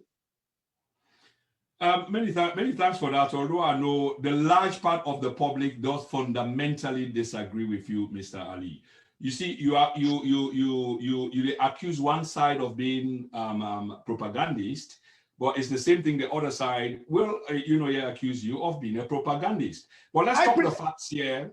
But I presented evidence of the source of the argument. He presented, and I'm sorry, I didn't mean to interrupt, but I'm just telling you. No, that's fine. I like interjections. This is where I take my oxygen from. Yeah, he presented an argument that the source of using consolidated funds to fund the First Lady's office was wrong. And the presentation that Section 39 of the Public Finance and Management Act of 2016 actually authorizes that process to happen. That is not, I'm not saying that, that's just the fact. Okay. That's the law. Again, I think we need to lay it out there for people to examine. That is why I keep insisting, go back, type out and read the Public Finance Act, read the sections in the Constitution, not all of it, chapter 5, 6, 7, maybe chapter 7, which deals with the legislature, no, chapter 6, which deals with the legislature and the finance section, then you can answer the question yourself as a public. Don't take it from me. Okay, thank you for making the reference. Fortunately, some of us has done just that. And this is the thing. So first of all, going back to the start of this interview, on the basis of a finding of a GTT report, a COI, not by a court, just findings and recommendations, you, Mr. Allie, has been declaring to the general public, pontificating that these people are as guilty as hell and using what was mentioned in those reports as guilty. That's what you've been doing, forgetting that our jurisprudence, legal jurisprudence, declares every Sierra Leonean to be innocent until proven guilty, and that has not happened yet. But you are comfortable declaring those people guilty. And this is what I find rich in this case. But let me provide some context for you, Mr. Allie. So yes, I'm thankful that you mentioned the Constitution and made references for people to go and familiarize themselves with. That in itself is a good thing. You equally question, which I find really, I'm struggling with the word. So let me just use a simple one. So I'm really surprised that you are saying that an invoice is not evidence enough. You question an invoice is nothing. And an invoice is evidence until proven that it's not worthy of the paper or whatever is written on. But you seem to be making so much effort to dismiss it as not relevant. Now let's go back to the Constitution because I like to talk law. So yes, the Constitution, this is what it says, was clear in violation. The fact that the First Lady in the first place did deny that she was not in receipt of public money. She's on record, the tapes won't lie. That she's not in receipt of public money. The furniture that she was accused of buying and furnishing an office, which was necessary, she said it was out of her pocket and her husband. But that's another thing. So back to the finance laws, yes, you can circumvent the entire issue because it can be provided via the office of the president from the Ministry of Finance. But it does say that Parliament has to be informed. Every other fortnight, Parliament has to know. In this case, Parliament has no clue at all. And even when you want to back that with what you said, which makes a lot of sense, but the idea that Parliament is not aware, where the same law says that Parliament should have been into it, informed, briefed, whether it's fortnightly or whatever, and in this case, Parliament had no knowledge of it at all, in itself is a breach, Mr. Allie.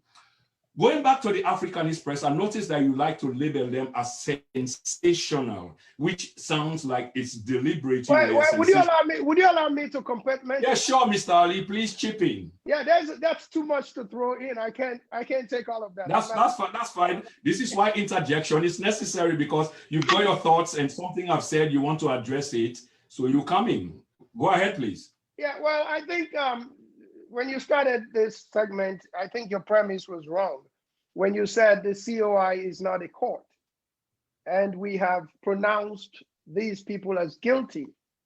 I must remind you and the audience and the listeners that the COI is a court, that the COI was established by an act of parliament, which granted the commission of inquiry all the powers given to a high court in Sierra Leone. It would be nice for you. I don't think so, but we give you a chance to go on. No. Yes. Restrictions. Why? Because Mr. Ben Kaifala himself has said that the COI, you just made a statement which is factually incorrect. All the powers, in other words, they could investigate criminal nature cases, which they never did because they never had the power. And Mr. Francis Ben Kaifala has said so. And that's why he is now investigating issues of criminal nature regarding the recommendation made by the COI. Well, that is not true, though. That is not true. I say again, okay, please. Again, I wish you had a way of reading the act that empowered and commissioned the COI, right? The COI had terms of reference, by the way, and the terms of reference, as Mr. Ben Kaifala said, I think, again, that needs to be clarified. What Mr. Ben Kaifala said was there are some things that the COI did not necessarily handle, or were not empowered to handle, or were empowered to handle but did not delve into it. That's why he's diving into them. That is what Mr. Kaifala said. So they never had extreme powers then, as you earlier indicated, that they had all of the powers. So at least... No, let me finish. You said the COI is not a court. I'm making it very simple for the public. The COI had all the powers of a court. I am telling you that. The COI had to investigate, to subpoena, to bring witnesses for questioning, to cross-examine, to direct examine, and finally they laid out their recommendations after their findings. It is a court. Let us not mislead the public. The COI, the Commission of Inquiry, has all the powers of a court, just like Mr. Ben Kaifala is a court. Read the parliamentary status as a statute that brought into existence the ACC. It gave it all the power of a high court. Mr. Ben Kaifala can set up his own court. Yeah, but that's different, Mr. Allie. I've said that there's a difference between Mr. Ben Kaifala's ACC, which we understand. You know, you say the government, Parliament, give him all the extra power than we need for investigating cases, including ones of criminality. But I am saying, and I guess I've heard Mr. Ben Kaifala said so, because this is an issue will be come up as to why the recommendations that had been made already by the COI are still being investigated by the ACC. That bring up, some legal wranglings again. But Mr. Ben Kaifala set the record straight by saying that the COI not been get the mandate for investigate issues that were criminal. And that's why they are now investigating, because they get that power there. That's not the difference. Probably it's been a while I read it, but that's why I understood. I will have to revisit, but I'm understanding that. Well, I think you misunderstood it. If somebody has been investigated for embezzling, misappropriating millions and millions of leones or dollars in Sierra Leone, that is a criminal offense. They were not investigating civil offenses. That is not true. The COI was not doing that. Let me get limited powers, Mr. Allie. We can go on and on with this. Oh, I know that. That is why. I know these broad powers. But we go, listen, wait, just a second. Yes, yeah. The COI had terms of reference. That's what a term of reference is. They had confines within which they can investigate. But they were a court. That is the contention. Yeah, well, now two things with it all. I am not disputing, Mr. Allie. I'm not disputing. I don't have issue with. I am not. Yeah, but I also go on for talk about the extreme, the powers which were limited, as opposed, because I will now agree with you. I agree with you. Yes, I agree with you. They have a term of reference. I agree with you. Yeah, I'm saying that I agree with you as well. I wasn't trying to say that they're not some kind of a court, because they empowered them for become a court, but they had limitations. Now from there, then Kaifala's ACC pick up from. But that's fine. That's fine, Mr. Allie. Thanks for the back and forth. I think I've learned, a few lessons in there. But back to the issue of the First Lady. The first thing that the First Lady was caught out saying one thing, and it turned out to be another. Is that of concern to you? You know, you're coming from that level of government, an embarrassment, if you like. It is not of concern to me, and I'll tell you why. Public officers, people who serve the public, oftentimes are faced with circumstances that sometimes they might explain in a way that doesn't exactly capture how they meant to explain it. This happens all the time. When you speak, when I speak, depending on the circumstances under which we're speaking, I think the fact remains, again, the central question we should ask: did the First Lady break any law? It's not so much how she answered the question. She was not under any subpoena to answer anybody's question. The fact of the matter is the public has the right to know whether she broke the law. Oh yeah, absolutely. That's why. Yeah, that's exactly. why Mr. Allie. She didn't break the law. Now he make Mr. Allie at some point he being here for answer. And remember this, sir, with all due respect, is she said she wasn't going to answer until the First Lady, the former First Lady, come on, Mr. Allie. She was not going to answer anything from that point on, because the evidence at where you steal the question was not overwhelming enough, and you still not see them as evidence. But later, how is it evidence? How is Mr. So let me say this. Let me put up something for you while you she keep talk. bringing the word evidence. Wait. You keep bringing the word evidence. Mr. The Africanist presented invoices. I don't even know whether that can be substantiated as legitimate invoice that is connected to the First Lady. We don't know that. This is an individual with an agenda using propaganda to present documents on the public. Which kind of agenda the individual gets? Well, all I can tell you is the man has not presented any case that. No, that's not the question. You keep repeating that this is an individual with an agenda, and you've been saying it on other platforms. So I'm asking you a direct question, Mr. Allie. Okay, in my opinion, agenda where you know say this man get.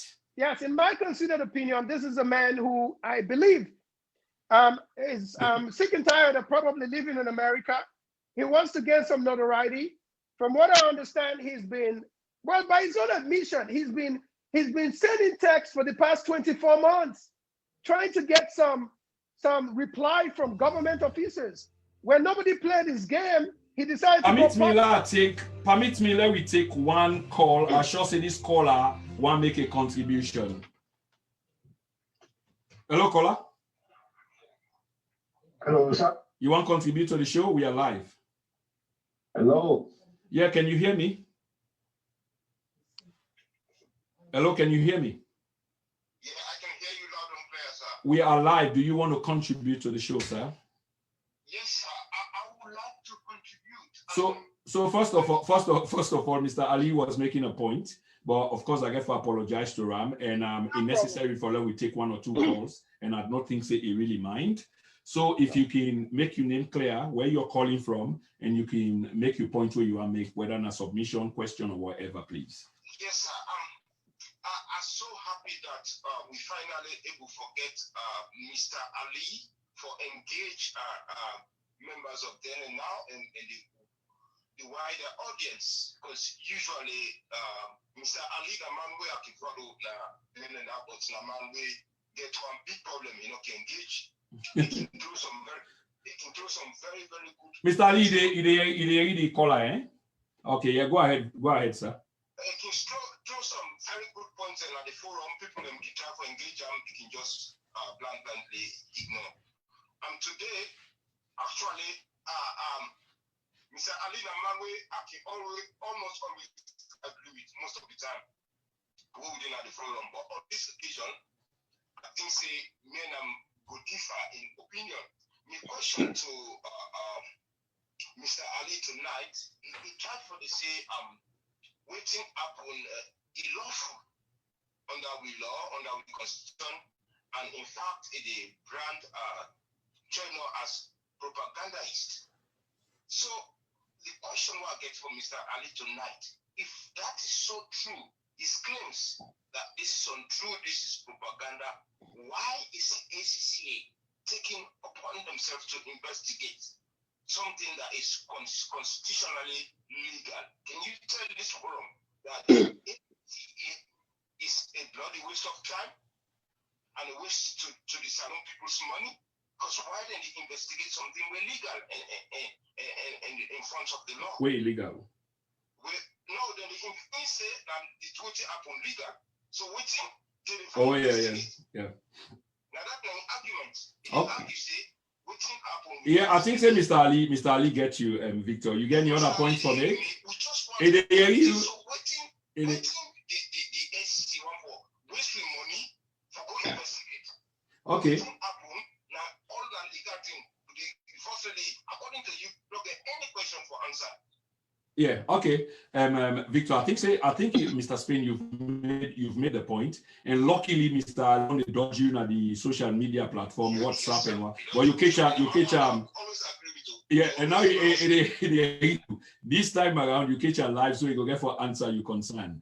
And you take that question there right out of me. So Fambulem, if you now look at the background, waiting the caller just say. Now the points have been tried for Victor, Mr. Ali. Luckily, the caller, say that. So that reinforced the message again because that's exactly where I was going. Now I make her bring this kind up. Mr. Ali, according to the caller, and me self be one say this. If all of waiting you say, is legal on the part of the first lady, not get no questions for answer, nothing was found wanting or wrong. Why did the ACC Commissioner Francis Ben Kaifala Esquire decided on the 9th of February, this now in tweets now put up so, for investigate the office of the First Lady, and in many respects, things them way now questionable for extend that investigation day beyond this First Lady, we demand say before you answer any questions, again for involve in immediate predecessor. I think saying a demanding concern we just call. Exactly, sir. Exactly. Yeah. I'm concerned. Yeah. That's a fair question. That's a fair question. I'm not a lawyer, but I think I'm averagely intelligent to have followed what exactly happened for at least give me own perspective and opinion. There's such a thing as public concern. Just because an investigator could dive into an issue does not necessarily mean that he has found that a crime is committed even before it begins for investigation. Sounds very much like it's guy a lawyer, Mr. Ali. No. I'm losing my thought. Go on. Yes, there's such a thing as a public interest in a lot of stuff, especially when it comes to public officers. So just because a lawyer or a prosecutor decides to preliminarily investigate a possible concern by the public does not indicate the presence of wrongdoing. Yeah, but it indicates that there is substance in the allegation. Yeah, that is true, but it's enough for warrant, the authorities for looking. So this is the point. You are absolutely right, but there is substance in the allegation. That's why, in fact, earlier on, they say the president will get time for this, the government will get time for this, but the SEC commissioner, when in job, is this substance in the allegation and public pressure, like they say, and decide, say, well, I go get for look into this. Unfortunately, decide for go 14 years back. Okay, no, well, that is a wrong premise. He did not find substance before he decided to look into it. The preliminary investigation will reveal whether there is substance or whether there is probable reasons to proceed with the investigation in full blown. That is usually how I understand as an average person, as a lay person, how the process of law works, right? But here's a situation where the propagandists have been successful at blowing it out of proportion to the extent that the public, let me finish, to the extent that the public, yes, sure. Hold on. To the extent that the public does not even understand that the Public Financial and Management Act of 2016, Section 39, allowed the provision for such an expenditure through the office of the president. You see, Chenaba in propaganda was based on the first lady not get no right for even exist and get money from the government. The first lady not get no right for exist and get money from the government for run the organization. That was the basis of his argument, right? So after pounding and pounding social media for weeks and weeks and weeks, the public buys into it, right? So the commissioner comes and says, wait a minute, let me help you out. Let me go, first of all, and explain to you. In fact, the Minister of Information, I tell the public, say, this is the basis on yes, which... Suleiman, hang on 1 minute. This is the basis on which the First Lady office is funded. So now let me go and tell you that exactly this First Lady in office have been legally funded. I will investigate it. I will explain to the public to which he owes not just the fiduciary duty or the judicial duty, but the public duty to allay the fears of the public of concerns they may have. So when we talk about the SEC investigating, they investigate obvious crimes, they investigate sometimes perceptions, they investigate for the purpose of fiduciary duties, and all of that comes into play. So again, the public cannot make a conclusion that just because a prosecutor goes into an issue and looks into it, there must be probable cause. How many times does a prosecutor go into a situation, looks into it, and drops it because there is no basis upon which they can file, even continue the investigation of that crime? Okay, Mr. Allie, for the benefit of time, I get 1 or 2 quick questions, and I get a caller online. But before I go to the caller, Mr. Allie, I mean, you say you're not a lawyer, but you're using all the terminologies, and the terminologies where you use, they're really not appropriate, to the cause that we are now discussing, talking about probable cause. It's a kind of a mismatch. Look now, my screen right now, you go see the text of Mr. Ben Kaifala and waiting the text say.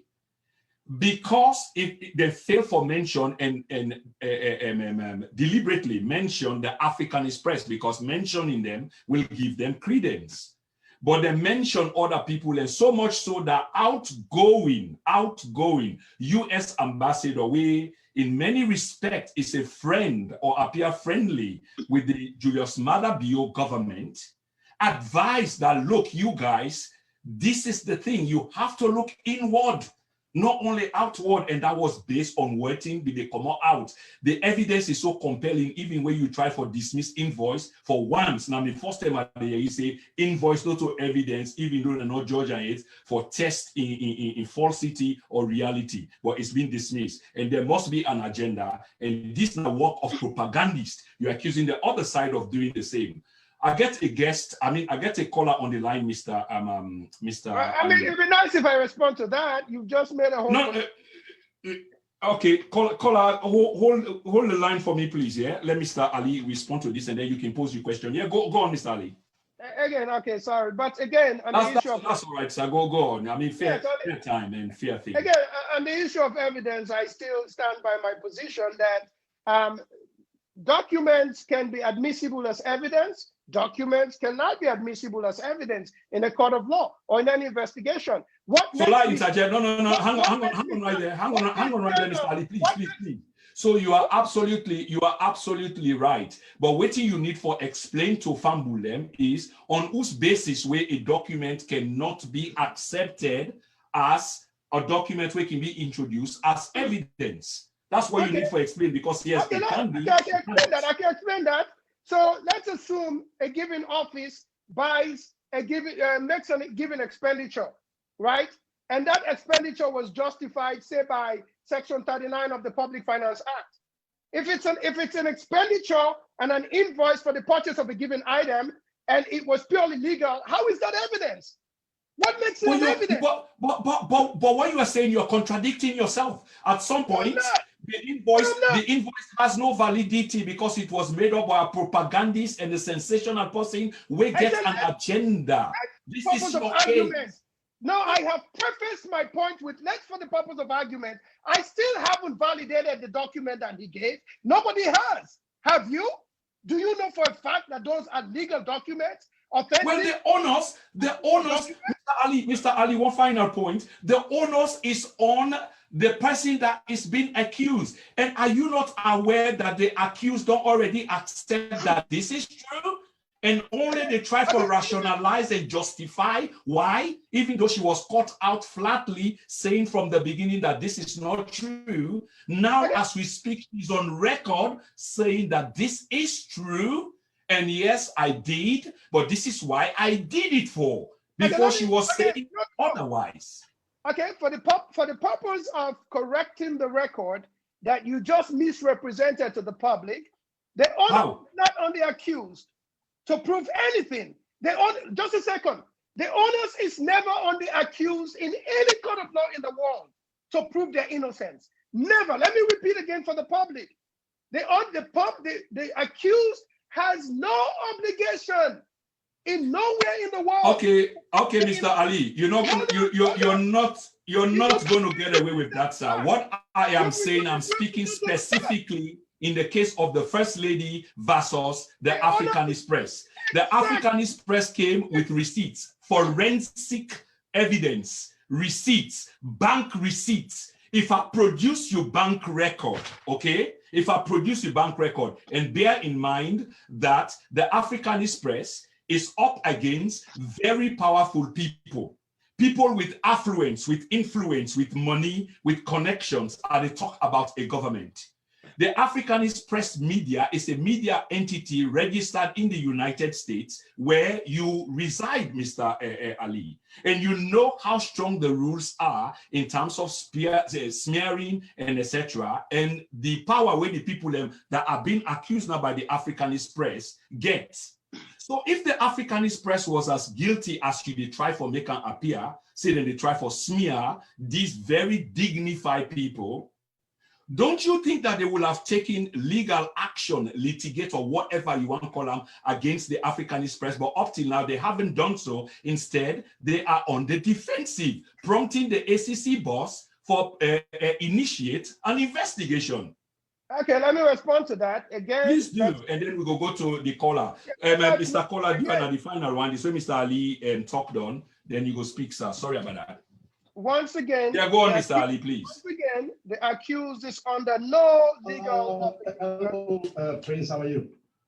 Yes, okay, Mr. Allie, we go come back again. Hold your thoughts there. You go respond. I've been keeping this caller online and he eager. Yeah. Hold on 1 minute. Hold on 1 minute. Let me just bring you come on. Suleiman, you hear me? Hello. Hello. Yes. I get you. Yes, I get you. Mr. Ali, you the caller? Yes, sir. Okay. Identify yourself, where you're calling from, and I don't know a question or submission you want to make, please.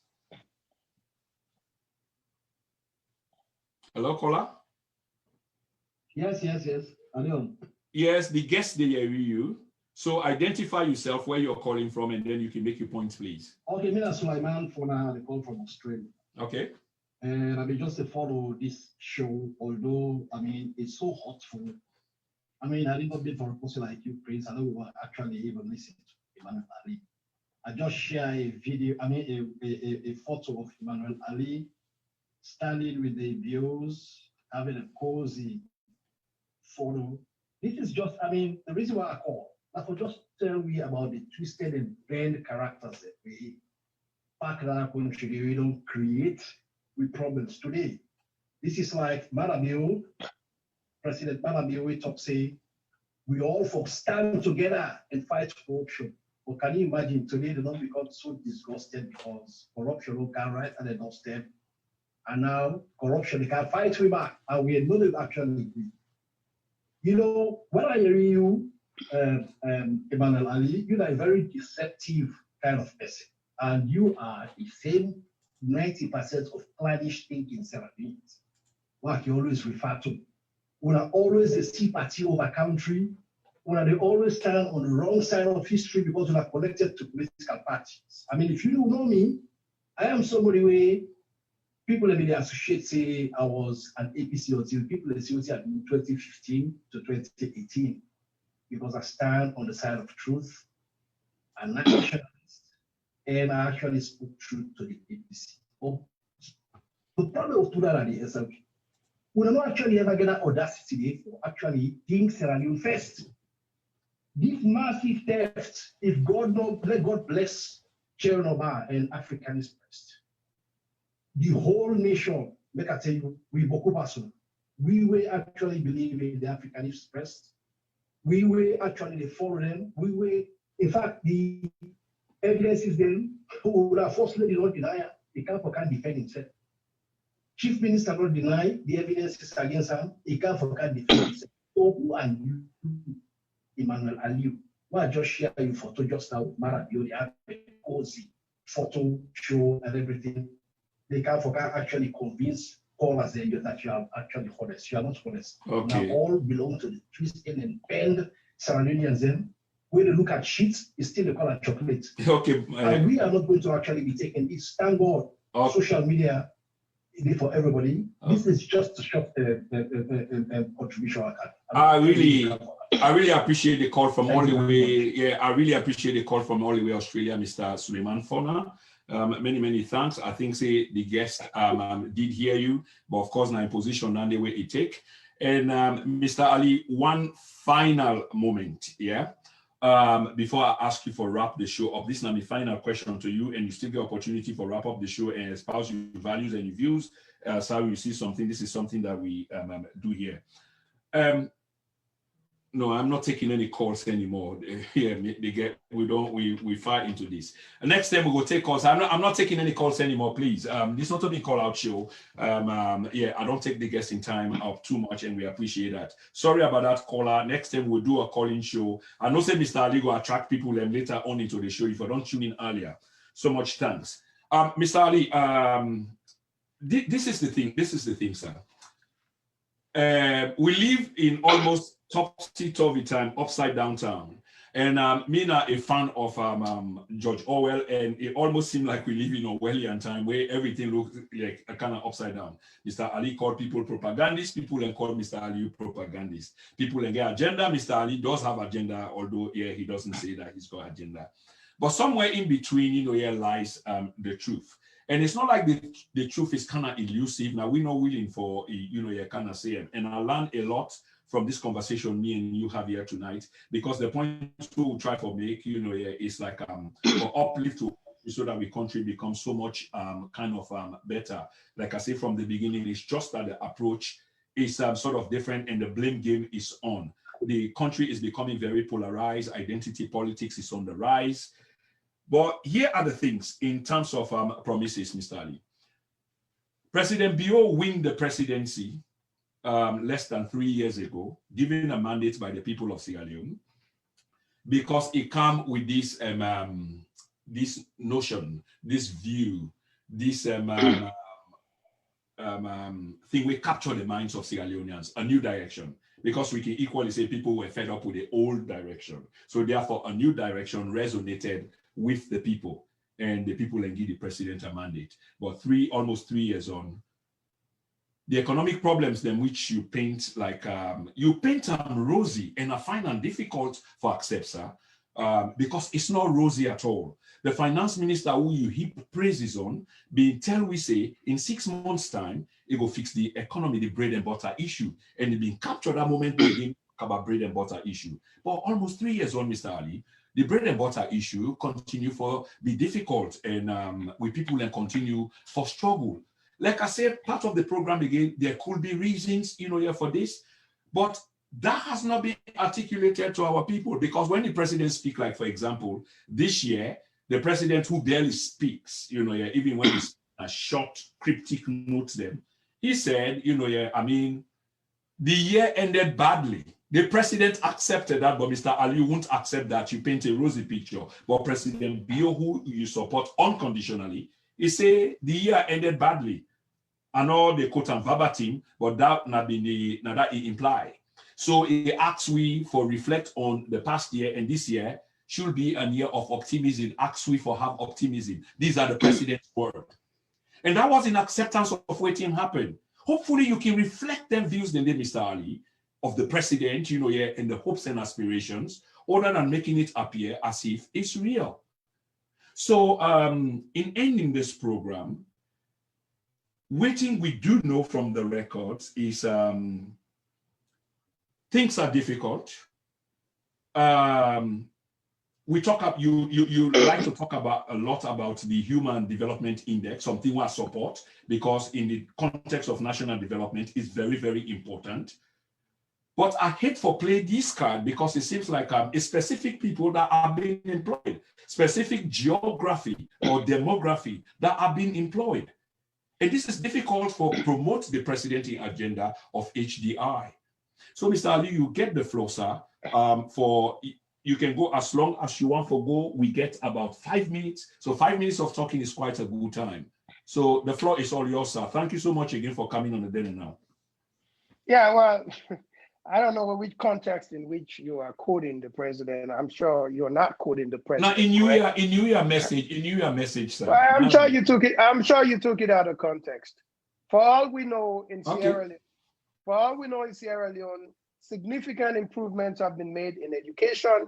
Significant improvements have been made in keeping our people safe from corona. Significant improvements have been made in hiring lots of people. As a matter of fact, if you have time, I can read the accomplishments of the government in less than 18 months. You know, the reconstruction of the state, the construction of the mental hospital now Kisi, the employment of thousands and thousands of workers there in terms of teachers, in terms of police officers, in terms of nurses, the reconstruction of roads in the country. Yeah, hold the line, please. Yeah.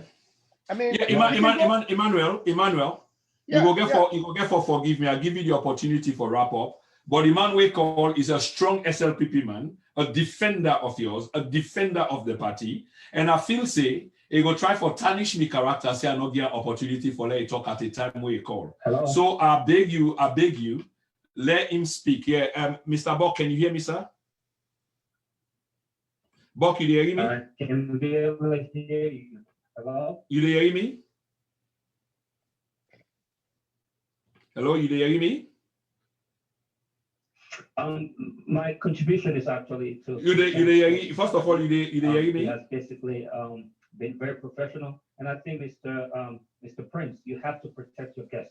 You know, you are calling disrespecting your guest, and you are not protecting him, and that is very wrong.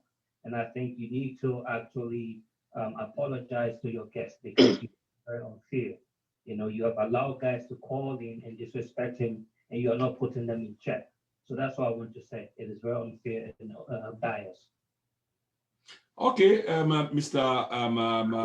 Bokari, many thanks for that. I told you say now one of you supported them, and he cannot exaggerate them because now two people in call prior to in call. I don't think say you take offense to the first caller, but I sure say you take some offense to the second caller, and I take offense to one or two jargons or adjective where the second caller used. And you know, say this, you heard me say that on the platform. Yeah, I would have advised him, you know, yeah, but after I say, and I make a manage forget I'm going. Because we know they tolerate that. I respect the guest. So anyway, the guy made a point, and the apologies to you for the colorful language used by the second caller. And please continue, sir. Yeah, well, and I appreciate that caller because I noticed and I realized that it was your responsibility to protect the guest. And again, but I got a thick skin, and I'm glad the way I handled it that somebody else recognized that. See, this is what I've always believed in the world, that when you stand for what is right and you pursue truth, sometimes you don't always have to tell your own story. Somebody can see through, because it was that obvious that he was given a whole podium to go on and on and on, and I wasn't. But anyways, I think that was a moment that we all learned from, and I appreciate the fact that our country is moving forward, that there are still decent people out there who would call out what is wrong, even in a public discourse like this. But I'm thick-skinned, so I don't make any comments, I don't care, but I acknowledge that was wrong. But anyways, back to the issue of how we country did today. If you ask, again, okay, let me go back to the issue of bread and butter. I think you mentioned that and I wrote it down. I think it's a very misleading conversation when people in the media, politicians talk about bread and butter issue. You know, the day after President Bio took office, he came in with policies of macro nature, monetary policies, businesses to create environment for good business investment environment, and enable students them for capacitate themselves for the future market, allow things like micro credit financing for the many, many hundreds of thousands, in this case, up to 20,000 medium range business people them, and where they try to get capital, where they try to get access to loan, but they not get time, and the government, they do all of these things for enable. You see, the government enables, the government builds capacity, the government creates possibilities. The government does not bring rest now somebody in host. The government not only bring work self to somebody, the government doesn't create jobs, they are civil service jobs. But everybody knows, say, when economies, they grow, now private sector, they grow up. And now when they teach economics, we can talk about the components of GDP. So the GDP of the country comprise the consumer component, the investment component, the government component, and the net export component. Oftentimes, we don't even rely much on net export because other people, they're not going to spend too much on wheat. Government can spend a little. In America, government expenditure is like 14%. Investment is 16%. Consumer activity is 70%. But guess what? The most significant of the four components and they now investment spending coming from the private sector, not the government. This is why the government argues on philosophical ideas between the classical theories and the Keynesian theories. One say government for spend beaucoup money, the other say government should not. So the bottom line is the idea of broad and better. Government, hey, we don't get eat in our government. We don't get clothes in our government. We don't get money in our government. We don't get transport. How is it the government's responsibility when 40 years of mismanagement, exploitation, and stealing of our resources by the APC have denied our people the rights to these fundamental foundations upon which they would have built and have a middle-class society? All of a sudden, magically, the president and the government for just make sure say bread and butter dinner table, that is not how it works. Let us be honest. If there is the provision allowed for investment for this lady, where they go take micro loan from private sectors, them where they charge them beaucoup money, then the government find way for create that investment there through private sector. As soon as see this last loan, where they give low interest and make it possible across the country without politics. That is enabling. That is the concept of bread and butter. Not to the theory of bread and butter and not get bread for it and not get food for it. Not to government that feed you. Government where 40 years past, where we they make sure say we begin and not they educate. Now they deny with bread and butter. The government will not be the focus on education. Now they deny with bread and butter. The government will not be fight corruption. Now they deny with bread and butter. Because you and I, in America or England, don't depend on government. We wake up each day and go to work. We earn our living. We live for they live now, we they earn. Not to government they give it.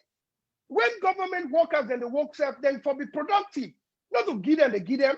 So I think there's a lot of misunderstanding on the bread and butter issue. But let me land and let me finish by saying this. If you ask any Sierra Union, we're reasonable, that what is your vision of this country years from now, comparing how we are today and how we were 3 years ago? What if you examine the foundations that have been established, which government would you rather live under? Most Unions, out of partisan sentiments, would tell you the possibilities of today are far better than the hopelessness of yesterday on the APC. So because of that, I think, again, we are moving as a country. I can challenge you in the next 20 years. I hope we live long enough to see that. We would reflect and say that was a generation. And by the way, Prince, you're doing a great job. I did not in any way mean, I have to value what you do because public discourse is part of good governance. And that is why when the guy was taking a jab at me, I let him have his day because I agreed to be on this show. Not that I signed a letter to be taken advantage of, but I allow him the right to give a speech, even though his speech was disrespectful. But I must say that I appreciate what you do. And it's service to the public. And I know for the longest I've not been able to come on your show. I've not intentionally been avoiding your show. As you can tell, there's literally no no platform that I hesitate to show up at. But it's just not been possible in the past. And for the person who say they avoid them on then and now, I peep in then and now every once in a while. I follow the conversations, but as they can imagine, I have family, I have work, I have a life, I'm part of organizations. I really don't have time to respond to every comment. So Mr. Allie, thank you for your kind sentiment, and I know I appreciate that you enjoyed this so much, and I watch your body language. You are really enjoying this the last part of the program, and you're wrapping up. And I'm sorry again for just interjecting, even though I've been saying I give you this last word. But I'm so tempted for ask you this, and I definitely need for ask you this.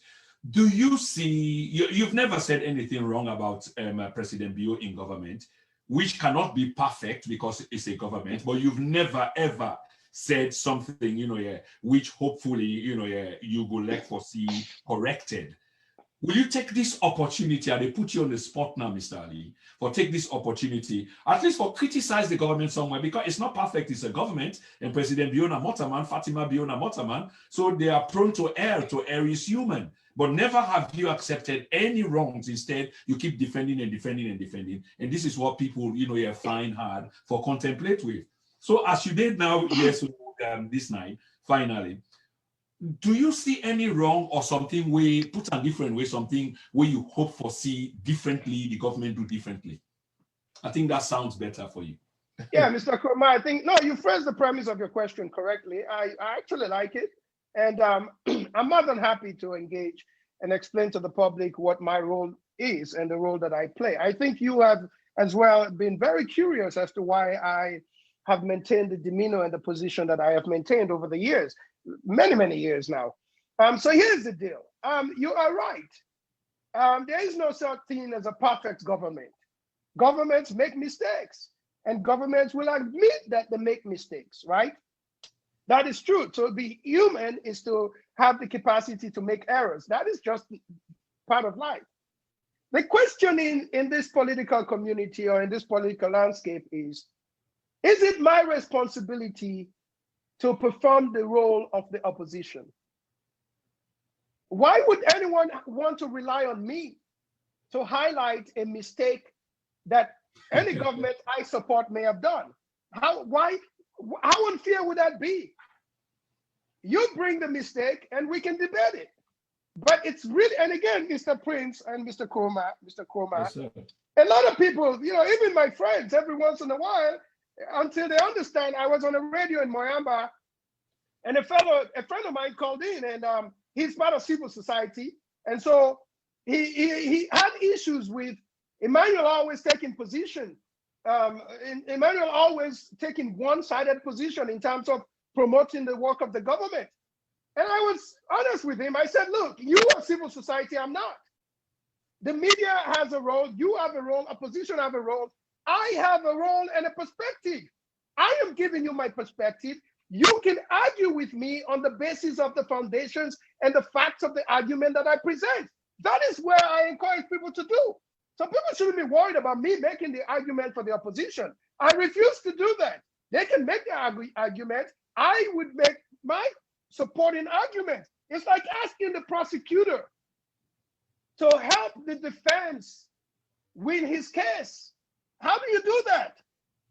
I don't do that, Mr. Prince. That's why I don't do that. I do what I do because I believe it's my position. I believe in the government. I believe in what the SLPP stands for. I believe in what the president is doing. And I believe it is my responsibility to highlight the possibilities that are today and that lies ahead of us. Okay. On that note, we've come to the end of a beautiful program, a very, very beautiful program. I say from the beginning, we differ, but there is one common denominator that we all hope for is the approach, which is different. There's not everything you will agree with Mr. Allie, but he only entrenched position and he just make it clear again. So there is an understanding as to why he doesn't take another position other than the position which he is taking, because if he does that, then he will be making a case for the opposition. I hope you've heard. But again, just for set some things then quickly in terms of evidence, we know say with evidence, the basic definition, a Webster is an available, a sort of body of evidence or facts or information we're indicating whether the belief or proposition which is made or presented is true or valid. And they get different kinds of evidence, probably 4 or even 7 or 8 of them, but documentary evidence, testimonial, real evidence, demonstrative evidence. So you see, all of these are evidences. So if Africanist press provide evidence of them kind, especially your bank statement, there are concerns. And if you just open an account when at the first time and it's being paid to you, there are procedural impropriety, in that case. But we've made the case here tonight, and I could go on. And it left for the Sierra Leonean people, for take the plus and the minuses from this interview. But for me, it's been a very, very great run, and I appreciate every effort, Mr. Allie, for attending this particular program here tonight. Thank you so much, sir, and I hope to host you again shortly. I'll be more than happy to be here. And again, back to the issue of evidence. I think evidence is jurisdictional. I don't think a media man has the capacity to proclaim a document as evidence. I believe a court has the jurisdiction to proclaim, admit, or reject an evidence, a document as evidence. So that is my argument. Again, I think it's fair that I respond to that. Evidence is a jurisdictional proclamation of a competent court, the media cannot say this is evidence. I think that is the misleading part. Yeah, but Mr. Allie, it's what you present. The evidence or the alleged evidence has to be presented in the first place for the court to adjudicate on it. If the evidence is not presented, you cannot decide whether it's fake or it's real. So that's the difference. The court cannot. Why are we calling it evidence? Why are we calling it evidence? Why don't we just say he presented a piece of paper? Why is the media if that's comfortable for you, you can. But in the body of language which you understand fully well, you know that it's called evidence until it is abandoned, disregarded, or used in a court of law and say, no, this is not acceptable. No American or Western press would find a document and say, this is evidence. They won't do that. Show me where they would do that. They would say, these are the documents we discovered. This is what No. They would not use the word evidence. If they will have to, that's untrue, sir, factually incorrect. Does not have the right they might say the alleged evidence. That's a critical word in the language. Alleged evidence. But no, you've heard, Mr. Allie, you've heard. They got different types of evidence. It can be demonstrative evidence. It can be a documentary evidence. It can be testimonial or real. So it goes before a jurisdiction, and then a judge or a court decides whether it's acceptable, or not. That's the procedure. You are doing it in the reverse because we have to end, Mr. We'll save this for another day, sir. Just 1 minute. When the Africanist accuses or presumes to accuse the office of the First Lady of a crime, then the problem arises that you can't just pick up a piece of paper and say this is evidence because... You keep calling it a piece of paper. Are you saying that the bank account of the First Lady of the Republic of Sierra Leone is a piece of paper? Is nothing, just rubbish? Is that what you're implying, sir? I am saying we don't even know what Mr. Yeah, well, until we know, it stands. This is the difference, Mr. Allie. Get over it. Until we know, you make an accusation. On the basis of that accusation, we look into it, and that's what all of us are doing. Even though we don't have the authority, a court will have to decide. But it is a piece of evidence that has been forwarded, which has prompted the ACC boss to initiate an investigation. He said it on the 9th of February. The office of the ACC boss has initiated an investigation as a consequence of these publications, either via social media, the BBC, spanning 14 years of the office of the First Lady. That is enough, Mr. Allie. That's No, enough. But again, we have to answer. You know, we will continue on another day. Thank you so much for coming on the program. Hope to host you again shortly. Family Muna, thank you for tuning in. And it's been a lively program. And I hope we all learn something from there. Thank you so much and good night to everybody. We begin with D12. Then we end up with D12, yeah? Thank you so much, Mr. Allie. Good night, everyone. Good night, sir. Let's all have a pleasant week, a God-filled week.